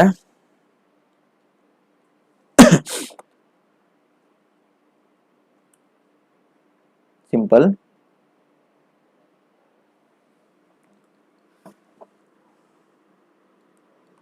GDP at factor cost, GDP at market price. ಒಂದು ವಸ್ತುವನ್ನ ತಯಾರು ಮಾಡ್ಲಿಕ್ಕೆ ಏನ್ ಖರ್ಚಾಗಿತ್ತಲ್ಲ ಅದನ್ನ ನಾವು ಫ್ಯಾಕ್ಟರ್ ಕಾಸ್ಟ್ ಅಂತ ಹೇಳಿ ಕರಿತೀವಿ. ಅದೇ ಮಾರ್ಕೆಟ್ ಪ್ರೈಸ್ ಅಂದ್ರೆ ಒಂದು ವಸ್ತುವನ್ನ ಉತ್ಪಾದನೆ ಮಾಡ್ಲಿಕ್ಕೆ ಏನ್ ಖರ್ಚಾಗಿರುತ್ತಲ್ಲ ಆ ಫ್ಯಾಕ್ಟರ್ ಕಾಸ್ಟ್ ಇರುತ್ತಲ್ಲ, ಆ ಫ್ಯಾಕ್ಟರ್ ಕಾಸ್ಟಿಗೆ ಟ್ಯಾಕ್ಸ್ ಆಡ್ ಮಾಡ್ತೀವಿ, ಮತ್ತೆ ಸಬ್ಸಿಡಿ ಇದ್ರೆ ಲೆಸ್ ಮಾಡ್ತೀವಿ. ಇದನ್ನ ನಾವು GDP at ಮಾರ್ಕೆಟ್ ಪ್ರೈಸ್ ಅಂತ ಹೇಳಿ ಕರಿತಾ ಹೋಗ್ತೀವಿ. ಈಗ ಇನ್ನೂ ಒಂದು ನೋಡ್ತಾ ಬನ್ನಿ. ಇದೊಂದು ಮೊಬೈಲ್ ಪ್ರೈಸ್ ಎಷ್ಟಿದೆ? ಮೊಬೈಲ್ ಮಾಡ್ಲಿಕ್ಕೆ ಎಷ್ಟು ಖರ್ಚಾಗಿದೆ ಅಂದ್ರೆ ಈ ಎಲ್ಲಾ ಬಿಡಿ ಭಾಗ ಮೊಬೈಲ್ ಮಾಡಕ್ಕೆ ಒಂದು 10,000 ಆಗಿದೆ ಅನ್ಕೊಳ್ಳಿ. ಎಲ್ಲ ಸ್ಪೇರ್ ಪಾರ್ಟ್ಸ್ ಅನ್ನು ತಗೊಂಡ್ಬಂದಿದ್ದಾರೆ. ಮತ್ತೆ ಅದನ್ನ ರೆಡಿ ಮಾಡ್ಲಿಕ್ಕೆ ಲೇಬರ್ಗೆ ಕೂಲಿಯನ್ನ ಕೊಟ್ಟಿದ್ದಾರೆ. ಎಷ್ಟು ಕೊಟ್ಟಿದ್ದಾರೆ ಅಂದ್ರೆ 1,000 ಕೊಟ್ಟಿದ್ದಾರೆ. ಅಲ್ಲಿಗೆ ಎಷ್ಟಾಯ್ತು ಅಂದ್ರೆ 11,000 ಆಯ್ತು ಈ ಮೊಬೈಲ್ ಅನ್ನ ರೆಡಿ ಮಾಡ್ಲಿಕ್ಕೆ. ಇದನ್ನ ನಾವು ಫ್ಯಾಕ್ಟರ್ ಕಾಸ್ಟ್ ಅಂತ ಹೇಳಿ ಕರಿತೀವಿ. ಅದೇ ನೀವು ಮಾರ್ಕೆಟ್ ಪ್ರೈಸಿಗೆ ಏನಾದ್ರು ಬಂದ್ರೆ ಈ ಮೊಬೈಲ್ ರೆಡಿ ಮಾಡಕ್ಕೆ ಎಷ್ಟಾಗಿದೆ? 11,000 ಫ್ಯಾಕ್ಟರ್ ಕಾಸ್ಟ್ ಆಗಿದೆ ಮೊಬೈಲ್ ನ ಉತ್ಪಾದನಾ ವೆಚ್ಚ. ಅದಕ್ಕೆ ಸರ್ಕಾರದವರು 2,000 ಟ್ಯಾಕ್ಸ್ ಹಾಕಿದ್ದಾರೆ. ಅಲ್ಲಿಗೆ ಎಷ್ಟಾಯ್ತು? 12,000 ಆಯ್ತು, 13,000 ಆಯ್ತು.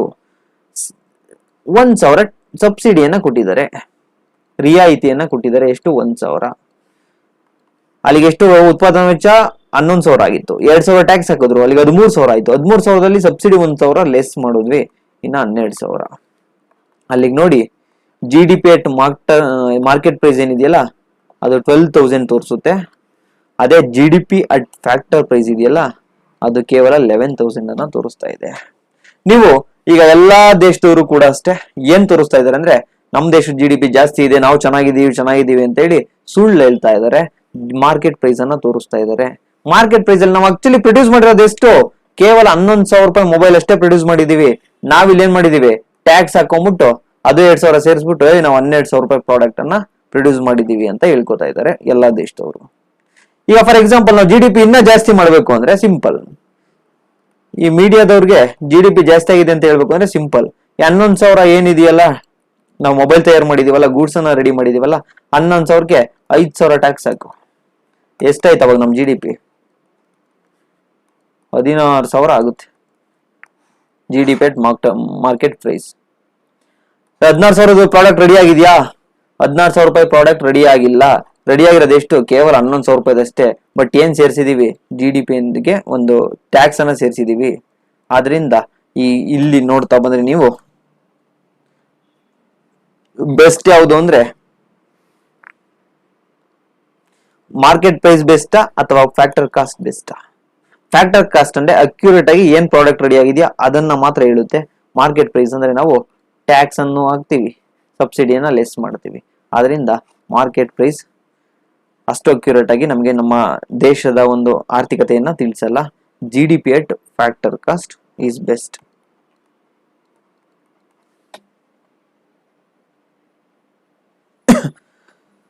ಇದಿಷ್ಟು ನಾವು ಕಳೆದ ಒಂದು 3 ತರಗತಿಯಿಂದ ಏನೇನ್ ನೋಡಿದ್ವಿ ಅಂದ್ರೆ ಒಂದು GDP ಬಗ್ಗೆ ನೋಡಿದ್ವಿ, ಇನ್ನೊಂದು NDP ಬಗ್ಗೆ ನೋಡಿದ್ವಿ, GNP ಬಗ್ಗೆ ನೋಡಿದ್ವಿ, NNP ಬಗ್ಗೆ ನೋಡಿದ್ವಿ, ನೆಕ್ಸ್ಟ್ ಪರ್ ಕ್ಯಾಪಿಟಲ್ ಇನ್ಕಮ್ ಬಗ್ಗೆ ನೋಡಿದ್ವಿ. ಇದಿಷ್ಟು ಕೂಡ ತಮಗೆ ಅರ್ಥ ಆಗಿದೆ ಅನ್ಕೋತೀನಿ. ಇಷ್ಟಲ್ಲಿ ಕೂಡ ನಿಮ್ಗೆ ಕ್ಲಾರಿಟಿ ಏನಾದ್ರು ಇದ್ರೆ ಯಾವುದೇ ಪ್ರಶ್ನೆಯನ್ನ ಯಾವುದೇ ರೀತಿಯಲ್ಲಿ ಕೇಳಿದ್ರು ಕೂಡ ನೀವು ಉತ್ತರಿಸಬಹುದು. ಮುಂದಿನ ಒಂದು ತರಗತಿಯಲ್ಲಿ ಇಷ್ಟು ಕಾನ್ಸೆಪ್ಟ್ಗೆ ಸಂಬಂಧಪಟ್ಟಿರತಕ್ಕಂತಹ ಇಂದಿನ ವರ್ಷದ ಪ್ರಶ್ನೆಗಳನ್ನ ಏನೇನ್ ಕೇಳಿದ್ದಾರೆ ಅಂತ ಹೇಳಿ ಮುಂದಿನ ತರಗತಿಯಲ್ಲಿ ನೋಡೋಣ ಅಂತ ಹೇಳ್ತಾ, ಈ ತರಗತಿಗಳು ತಮಗೇನಾದ್ರೂ ಆಸಕ್ತಿದಾಯಕವಾಗಿದ್ರೆ, ಇಂಟ್ರೆಸ್ಟಿಂಗ್ ಆಗಿದ್ರೆ, ಅಥವಾ ತಮಗೇನಾದ್ರೂ ಎಕನಾಮಿ ಬಗ್ಗೆ ಕ್ಲಾರಿಟಿಯನ್ನ ಕೊಡ್ತಾ ಇದ್ರೆ ನೀವು ಮಾಡ್ಬೇಕಾಗಿರೋದಿಷ್ಟೇ. ಈ ತರಗತಿಗಳು ಕಂಪ್ಲೀಟ್ಲಿ ಫ್ರೀ.